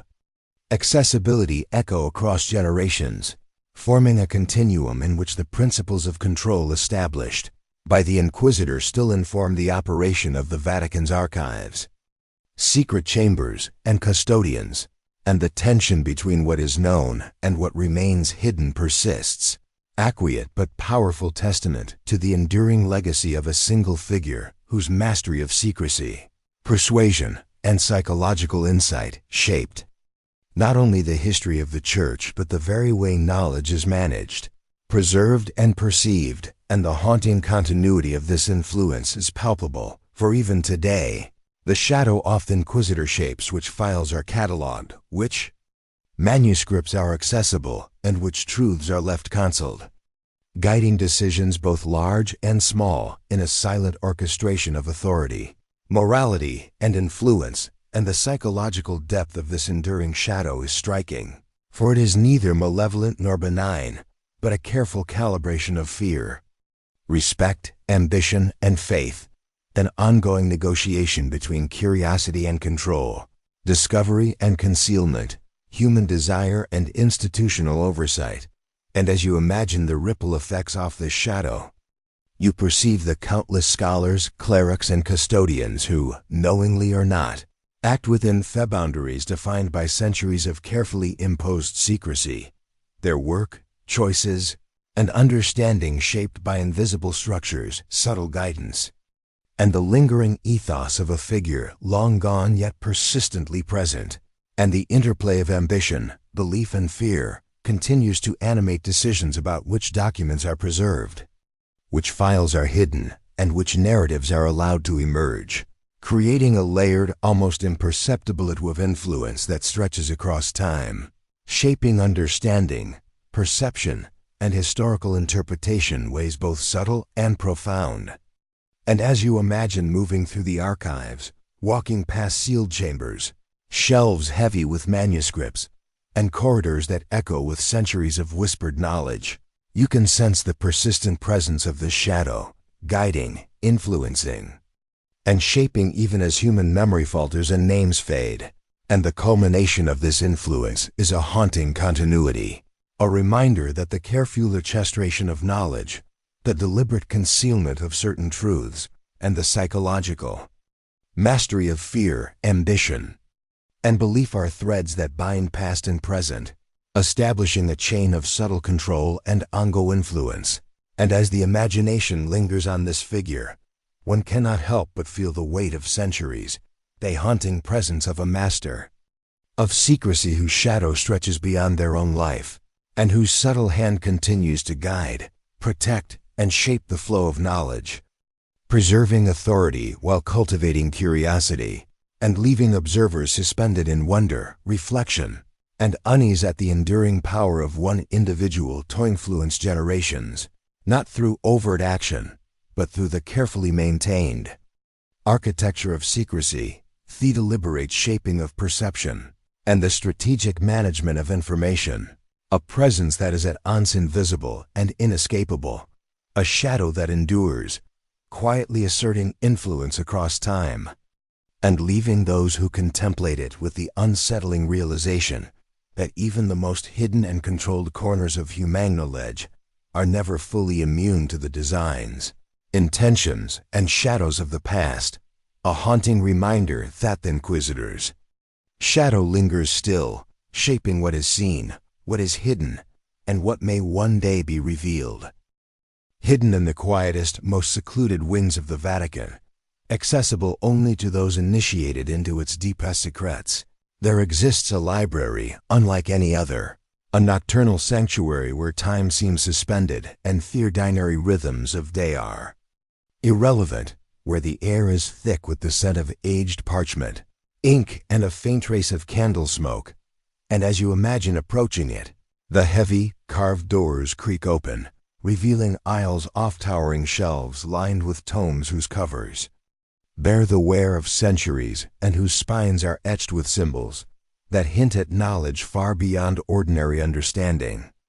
And the soft glow of lanterns illumine testero pathways, casting long shadows that twist and sway, creating an atmosphere both serene and unsettling, a place where silence reigns, punctuated only by the quiet footsteps of the rare visitors, the gentle rustle of pages turning, and the soft exhalations of breath as scholars immerse themselves in texts forbidden to the light of day. And within this nocturnal sanctum, knowledge that is too dangerous, too provocative, or too transformative for casual scrutiny is preserved. Lost sciences, prophetic writings, forbidden histories, esoteric rituals, and manuscripts erased from the public record, each carefully catalogued, yet deliberately concealed in ways thatching discovery. And as you imagine the careful hands tracing margins filled with cryptic notes, deciphering codes and annotations left by generations of devoted archivists, you sense the weight of secrecy, their responsibility carried by those granted access, and the extraordinary psychological tension of engaging with information that could destabilize belief, challenge understanding, or reveal truths long buried. And the library's skeet serenity is matched by an underlying dread, a subtle awareness that the knowledge contained within has consequences beyond the imagination, that reading a single passage, uncovering a single fact, could ripple outward to influence not only human perception, but also decisions, events, and even historical interpretation. And as you move through the imagined aisles, you notice the variety of tomes, some bound in leather, their surfaces embossed with symbols of forgotten sects, others in simple parchment, yet filled with annotations that hint at conspiracies and prophecies. And still others illuminated with golden pigments that shimmer in fell-unturned light, revealing secrets encoded in imagery and color, secrets that can be deciphered only by the trained Edmund, guided by intuition, discipline, and initiation. And the emotional contrast within the night library is profound. The serene study, the reverent engagement with texts, the slow unfolding of knowledge, is constantly tempered by an undercurrent of fear. The psychological awareness of boundaries, the reminder that some knowledge is not merely informative, but transformative, dangerous, and potentially destabilizing. And librarians and scholars who navigate this space are attuned not only to the content of the works, but to the weight of responsibility their interaction entails. For every note taken, every page turned, every insight gleaned is an act that must be measured against centuries of accumulated discretion and wisdom. And the architecture of Felibri itself reinforces this tension, with hidden alcoves, concealed compartments, and secret passages allowing for the controlled distribution and access of knowledge, ensuring that only those deemed worthy, capable, and disciplined may engage with the most sensitive materials. And the ambient environment, the smell of old ink and parchment, the creaking of floorboards, the flickering lanterns, the hushed tones of whispers and study serves as a constant reminder that one is in a space apart, a sanctuary and a vault, a nexus of forbidden insight where the ordinary world cannot intrude. And yet the very existence of the night library is a testament to human curiosity, to the unending quest for understanding, to the delicate negotiation between illumination and concealment. And the psychological effect on the mind of a visitor is profound, inducing awe, reverence, and the awareness of both the fragility and the power of human comprehension. And as you trace the imagined paths through the labyrinth of shelves, you sense the connections between this repository and the other Vaticans. How manuscripts from vanished libraries, codices of shadows forbiddens, rituals and lost records converge here, forming a central hub, a secret heart where knowledge is concentrated, controlled, and preserved, and the continuity across time is palpable, for generations of custodians have maintained, cataloged, and protected these texts, ensuring that the night library remains not only a physical space, but a conceptual nexus of influence where the past, present, and potential future intersect. And the consequences of this concentration of knowledge are immense. For those who engage with it must navigate layers of secrecy, moral reflection, and intellectual responsibility, understanding that their actions may resonate beyond the immediate moment, influencing thought, belief, and decision-making in subtle, yet profound ways. And the library itself seems almost to live, as if responding to the attention of those within. The flickering light revealing or concealing passages, the arrangement of shelves guiding attention, the silence amplifying the weight of discovery, creating a psychological environment in which every perception is heightened, every intuition sharpened, every sense attuned to nuance, ambiguity, and subtle signals. And the presence of prophetic writings, esoteric sciences, and forbidden histories ensures that the mind of a visitor is continuously engaged,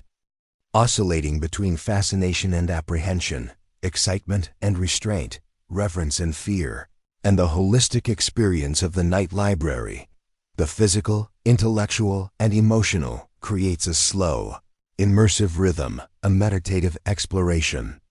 of human curiosity, ambition, and restraint, a journey in which one is simultaneously participant and observer, student and witness. And as the imagination follows the paths of scholars and librarians, navigating secret alcoves, deciphering coded passages, and studying texts that speak in languages of lost civilizations, forgotten and obscure traditions, the mind becomes attuned to the delicate balance between illumination and concealment, revelation and discretion, knowledge and danger. And the interconnectedness of all Vaticans is made manifest, for the night library contains fragments and echoes of the vanished manuscripts, The codices of shadows, the forbidden rituals, the nocturnal chants, and the secretive influence of custodians and inquisitors. And every tome, every artifact, every note contributes to a web of insight and mystery, an intricate network that binds the hidden currents of the Vatican. And as you consider the psychological and emotional weight of engaging with such knowledge, the experience becomes simultaneously contemplative, suspenseful, and transformative, inviting reflection on the nature of secrecy, the responsibility of custodianship, and the enduring human desire to explore what lies beyond ordinary comprehension, and the subtle pervasive tension between serenity and dread, study and danger, illumination and concealment, creates a slow, hypnotic cadence, guiding the imagination deeper into the labyrinth of understanding, curiosity, and restraint. And as the lantern light flickers across pages, revealing glimpses of prophetic insight, lost sciences, and forbidden histories, one perceives the night library not merely as a repository of texts, but as the central hub of all hidden knowledge, the culmination of centuries of preservation, secrecy, and disciplined engagement with the forces of human understanding, and the lingering psychological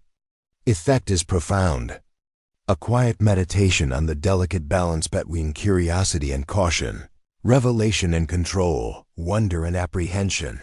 And as the footsteps fade and the lanterns dim, the presence of the night library persists, a silent, pervasive influence,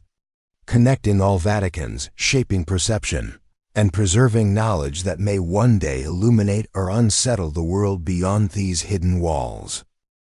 Deep within the bowels of the Vatican, past corridors few eyes have seen, beyond doors that require keys held by no more than a handful of select leaders, lies a chamber whose existence is whispered about in secretive circles yet never confirmed.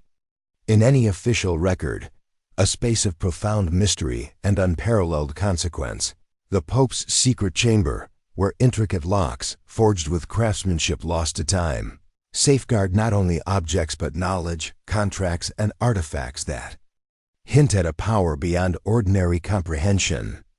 And as you imagine heavy, gilded doors swinging open, the faint creak echoing through silent halls, a faint scent of aged wood, incense, and parchment greets the senses, creating an atmosphere both sacred and foreboding. And inside, that chamber unfolds like a carefully orchestrated theater of secrecy. Walls lined with ancient manuscripts, tomes bound in leather, their spines inscribed with symbols of forgotten rites, and shelves that seem to bend under the of knowledge accumulated across centuries. Each item meticulously catalogued, yet deliberately obscured from casual view. And at the center, objects of power glint beneath soft illumination, sacred relics, ceremonial instruments, and documents that hint at alliances, decrees, and understandings, capable of influencing the course of nations. And as you move through this imagined space, tracing the intricate carvings on walls, the polished surfaces of tables, and the subtle inscriptions hidden in corners, you feel the tension between reverence and curiosity, awe and fear. For every artifact is not merely historical, but potentially transformative, a vessel of influence whose significance extends beyond the immediate, affecting events, decisions, and perceptions in ways largely imperceptible, yet profoundly consequential. And the air is thick with an almost tangible sense of anticipation, as if the chamber itself acknowledges the gravity of what is held within, a silent witness to the convergence of human ambition, divine authority, and secret knowledge. And the writings found here, in ornate scripts and encoded messages, suggest contracts and understandings forged in shadows, pacts that may have shaped alliances, conflicts, and policies. Their contents deliberately obscured from all but those entrusted with access. And the psychological effect of entering this chamber is profound. A slow, immersive realization of the of secrecy, the responsibility borne by the few who may enter, and the ever-present awareness that knowledge here is power. And power here is carefully restrained, measured, and orchestrated to prevent disruption. And as you imagine handling manuscripts that seem to vibrate with the echo of decisions long past, reading annotations that suggest consequences unfolding across decades, and noticing objects whose symbols conveys authority, dominion, and insight, the mind is drawn into a contemplation of human ambition, divine sanction, and the delicate balance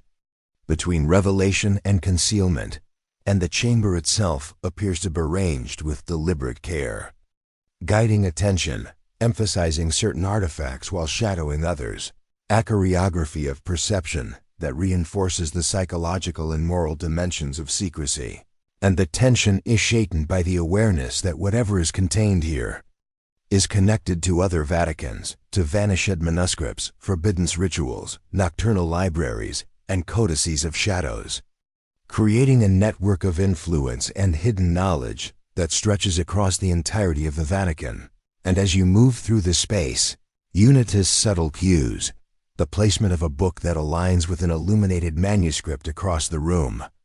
a reliquization beneath a faintly inscribed symbol, a contract placed next to a ceremonial artifact, all suggesting deliberate connections and intentional storytelling through arrangement, and the quiet reverence of those permitted here, their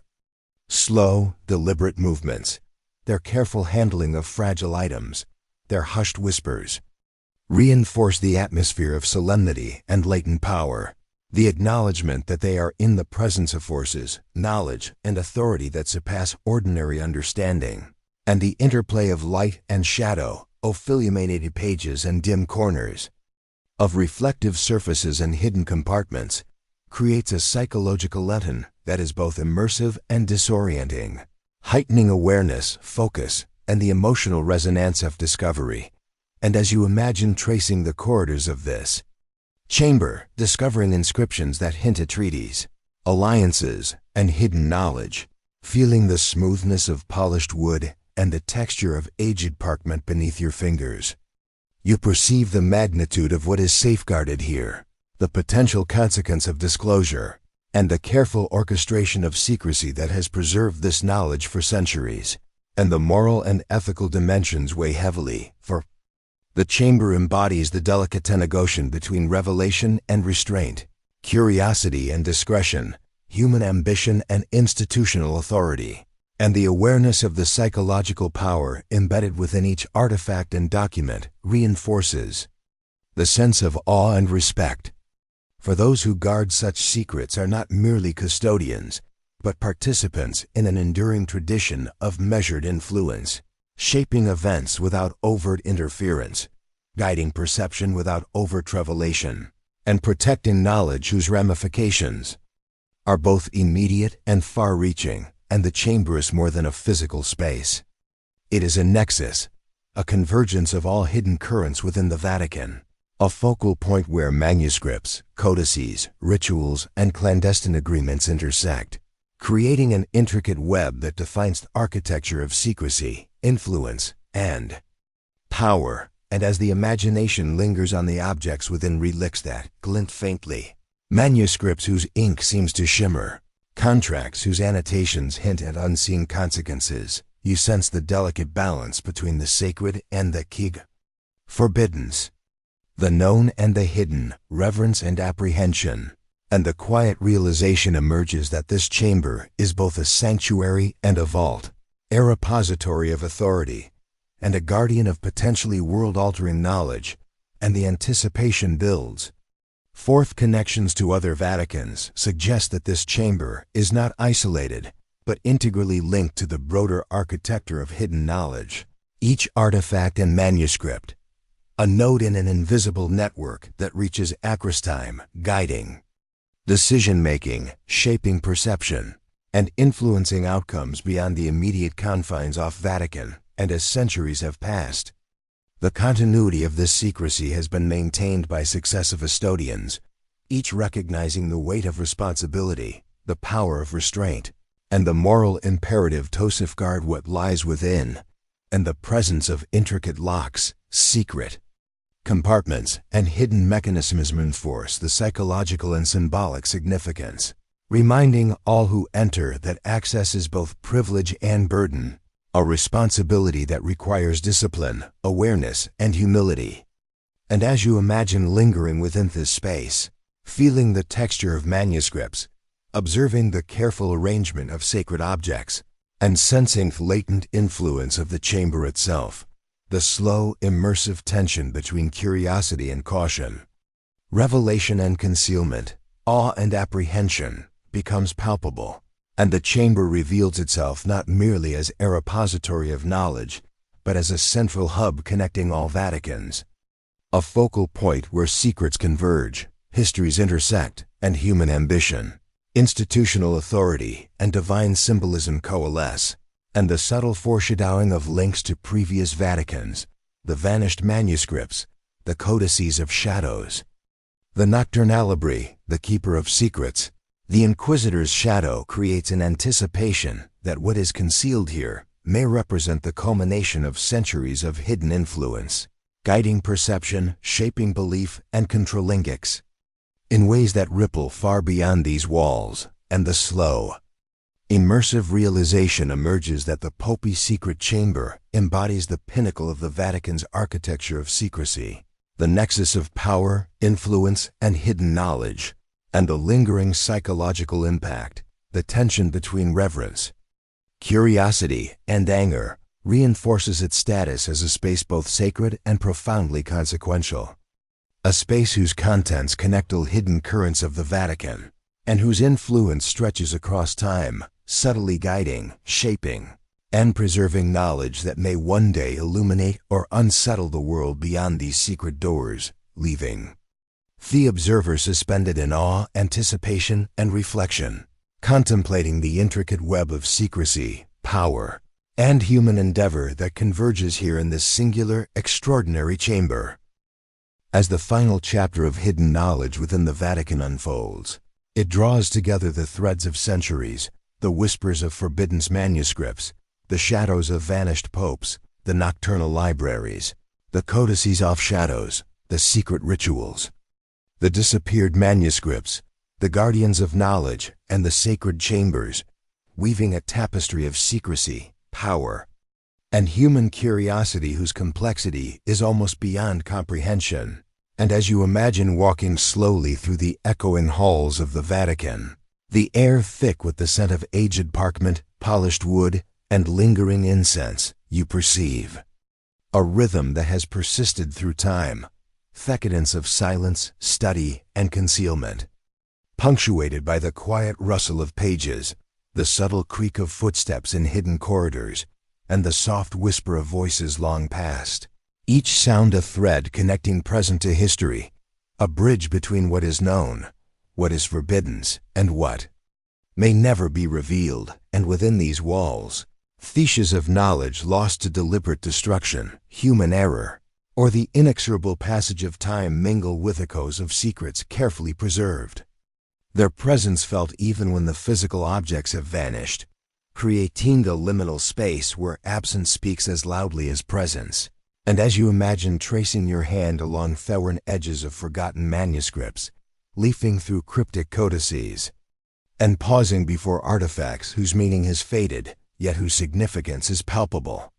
the weight of centuries presses gently upon the mind, a reminder of the enormous responsibility borne by those who have accessed, interpreted, and guarded these mysteries. And the emotional resonance of secrecy emerges, not as mere intrigue, but as a profound meditation on human ambition, curiosity, and the moral dimensions of knowledge. For every suppressed text, every hidden ritual, every document locked away carries with it a potential to illuminate or destabilize, to inspire or to caution. And the careful orchestration of what is revealed versus what is concealed reflects not only institutional authority but the psychological awareness of how humans respond to power, truth, and uncertainty. And as you wander further, the interconnections of the 13 Vaticans become apparent. The archivist's shadow over manuscripts, the Inquisitor's influence over knowledge, the night library's convergence of lost sciences and prophetic texts, the secret chamber's tangible repository of power, and the codices that hum with forbidden insight. all coalescing to an intricate lattice of influence that has shaped the Vatican and perhaps the world without overt display. A subtle, persistent shaping of thought, belief, and perception that is almost imperceptible yet undeniably present. And within this framework, echoes of the past reverberate in the present. The anxiety of custodians, the awe of scholars, the restrained curiosity of seekers, the tension between reverence and apprehension, each contributing to a living legacy of discretion and measured revelation. And as you imagine the long corridors lined with manuscripts and relics, hidden alcoves and lantern-lit study areas, the atmosphere becomes almost meditative, inviting reflection on the nature of secrecy, the responsibilities it entails, and the intricate moral negotiations that occur when knowledge carries power far beyond ordinary comprehension, and the ashes of lost knowledge texts deliberately destroyed, documents misplaced, rituals unrecorded, are as meaningful as the preservat ardex, a reminder that absence itself shapes understanding, that what is unknown or unknowable exerts influence through suggestion, imagination, and the ever-present potential for discovery. And the echoes that linger, the faint imprints of footsteps, the whisper of turned pages, the residual presence of scholars past speak of continuity, a chain linking the past custodians of secrets with those who hold knowledge today, creating a temporal bridge between generations. And as you envision each Vatican, each hidden file, manuscript, ritual, or chamber contributing to this continuum, the awareness of human curiosity and its consequences becomes central, a slow, reflective recognition that the desire to know, to uncover, and to understand is both a source of illumination and a potential for disruption. And the narrative woven through these 13 Vaticans suggests that the management of knowledge is an art as much as a discipline, requiring foresight, restraint, and ethical discernment. For every act of concealment, preservation, or disclosure alters the landscape of understanding, creating ripples that extend beyond immediate perception, influencing thought, belief, and decision-making in ways both subtle and profound. And as the imagination lingers on these halls, the manuscripts, the codices, derelicts, and the secretive guardians, the mind begins to perceive the rhythm of influence, a slow, almost hypnotic cadence that guides reflection on the delicate balance between revelation and restraint, curiosity and caution, wonder and apprehension, and the interconnectedness of all hidden knowledge becomes more than metaphorical, forming a tangible architecture of secrecy, perception, and historical consequence. And the subtle emotional contrast within the Vatican's serenity of study against the unease of hidden truths,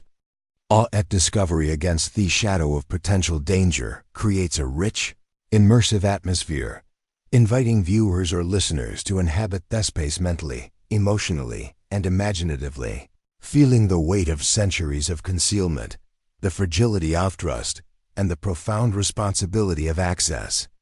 And as the echoes of past decisions reverberate through corridors, manuscripts, and chambers, one senses that the influence of the Vatican extends far beyond its walls,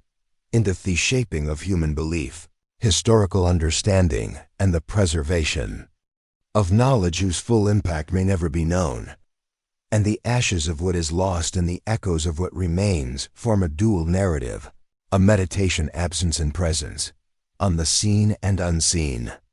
And the viewer or listener is invited to reflect on the delicatessen of curiosity, power, and restraint that defines the management of knowledge across centuries. And as the mind traces this labyrinth of secrecy, one is struck by the enduring lesson that some knowledge is preserved not for immediate use, but to maintain stability, to guide future custodians, to allow humanity to approach insight at a pace it can bear. And the subtle foreshadowing of unresolved mysteries ensures that the sense of wonder persists, that the imagination remains engaged, and that the emotional resonance of secrecy continues to echo, even as the narrative draws toward conclusion. For the Vatican, in preserving what the world cannot yet bear, also invites reflection on the human desire to know, the responsibilities that knowledge entails, and the enduring power of restraint. And as the final footsteps fade, the lanterns dim, and the quiet settles over shelves, manuscripts and sacred objects, there remains a soft, lingering awareness. The ashes of lost knowledge and thechos of preserved secrets continue to shape understanding, perception, and the imagination, leaving an impression of quiet awe, reflective melancholy, and a gentle haunting recognition that the mysteries of the Vatican are eternal, elusive, and profoundly human. And in this slow, immersive reflection, the viewer is left suspended between closure and curiosity, between the comfort of knowledge secured and the unease of truths forever hidden. A final meditation on secrecy, history, and the emotional resonance of forbidden knowledge. A bedtime-style reflection on a world in which some truths are preserved, some lost, and some remain perpetually just out of reach, quietly shaping our understanding of history, mystery, and human ambition, leaving the heart and mind both soothed and stirred, aware of the delicate, enduring interplay between what is known, what is concealed, and what may one day, perhaps, be revealed. As we draw the curtains on this journey through the hidden corridors, secret chambers, and silent halls of the Vatican, a quiet weight settles over the mind, a reflective pause that allows the echoes of what we have imagined to linger, resonating like soft footsteps across the polished marble floors, like whispers caught in the folds of ancient manuscripts, like the faint flicker of candlelight in a long-forgotten chapel. Each Vatican we have explored, the archive that never sleeps, the disappearing Pope, letters that burn in silence, faces behind the masks, the codex of shadows, whispers in the chapels, the forbidden ritual, vanished manuscripts, the keeper of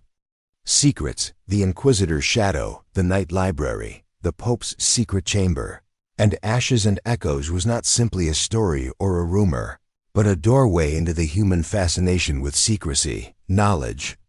and the fragile balance between revelation and concealment. And as you let your mind dwell on each of these spaces, you'll feel the weight of centuries pressing gently against your awareness, a soft yet insistent reminder of the enduring concepts of curiosity, of desire, and of restraint.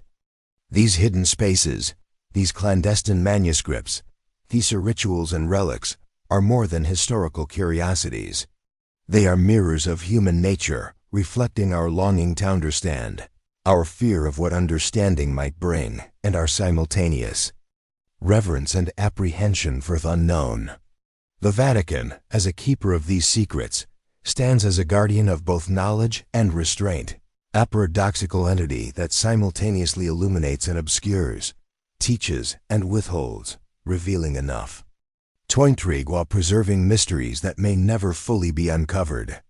And within this tension lies the true power of the secrets themselves. They are not merely objects, texts, or rituals, but instruments of influence, subtle shapers of perception and decision-making. Their impact often imperceptible, yet profoundly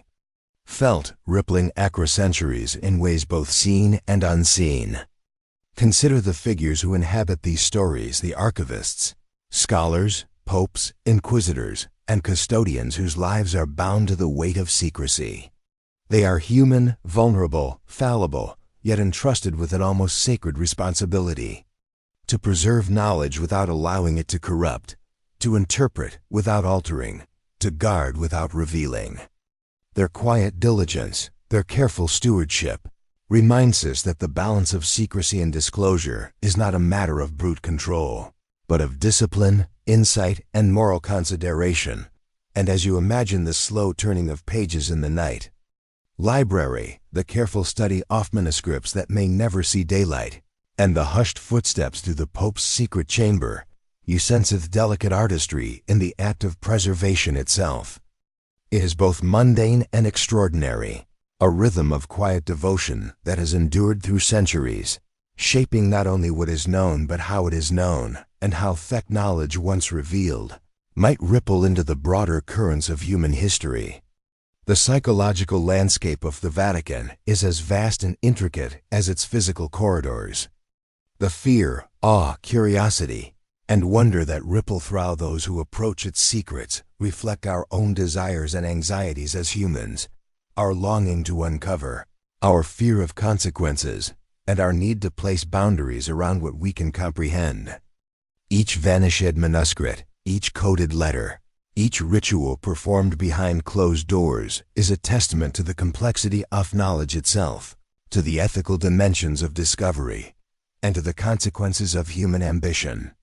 They are lessons encoded not in overt statements, but in absence, in shadows, in whispers carried across stone corridors, and the ashes of what has been lost speak as loudly as the tomes that remain, a reminder that history is always a blend of what is remembered, what is forgotten, and what is deliberately concealed. As you reflect on the series of Vaticans we have traversed, you begin to perceive a pattern, the interplay of light and shadow, of illumination, concealment, of presence and absence, is deliberate as a heartbeat, as a rhythm, as a methodical orchestration of influence. The Vatican is not merely a repository. It is a living, breathing organism of knowledge, with its own subtle consciousness in the form of those who maintain it, those who walk its corridors, and the very architecture that channels perception and understanding. It is both protective and manipulative, both inspiring and cautionary, teaching us that the possession of knowledge carries with it responsibilities that extend far beyond personal ambition or curiosity, and that secrecy, when wielded wisely, can preserve civilizations even as it withholds certain truths. Yet, even in the midst of this controlled secrecy, ambiguity remains. The ashes and echoes remind us that some mysteries cannot be resolved, some knowledge may forever remain beyond our grasp. And the true impact of the Vaticans on history, on decisions, on human understanding, is unknowable in full.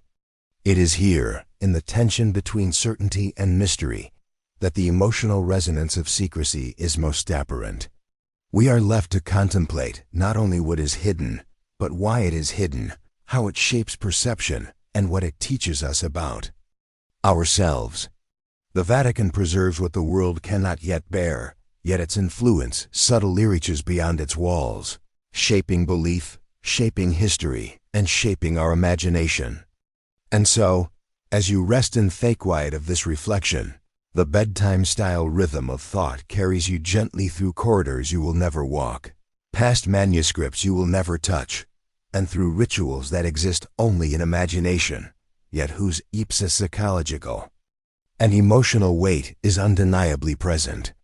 You feel the lingering echoes of footsteps, the soft whisper of turning pages, the distant glow of candlelight on sacred relics, and the sense of awe that accompanies the recognition that knowledge, power, and secrecy are intertwined in ways both subtle and profound. You contemplate the figures who maintained this balance, the shadows of inquisitors, archivists, popes, and scholars, and the awareness that their choices reverberate through time, shaping what we know, what we guess, and what we'll perhaps never discover. In the end, the series of Vatican stands as a meditation on human curiosity and the moral weight of knowledge. It invites us to reflect on the consequences of seeking, of preserving, and of concealing, on the tension between revelation and restraint, on the awe-inspiring complexity of history and the delicate architecture of secrets. Some mysteries remain unresolved, some manuscripts lost to fire or decay, some truths deliberately veiled. Yet the echoes of these secrets continue to shape understanding, imagination, and perception. The ashes of lost knowledge and the shadows of preserved truths intertwine, forming a tapestry that reminds us that history, like the Vatican itself, is both a place of certainty and a labyrinth of uncertainty, both a repository of knowledge and a monument to human restraint. And as you let your mind linger on these final reflections, the soft cadence of thought, the rhythmic unfolding of secrets and whispers, allows for a sense of closure tinged with mystery, a gentle recognition that, while we may never fully uncover the scope of what lies within the Vatican's hidden halls, the journey through its secrets has illuminated something profound about human nature, our endless curiosity, our reverence for the unknown, our simultaneous fear and desire for truth, and the enduring emotional resonance of secrets kept, knowledge preserved, and mysteries that continue to echo throughout time.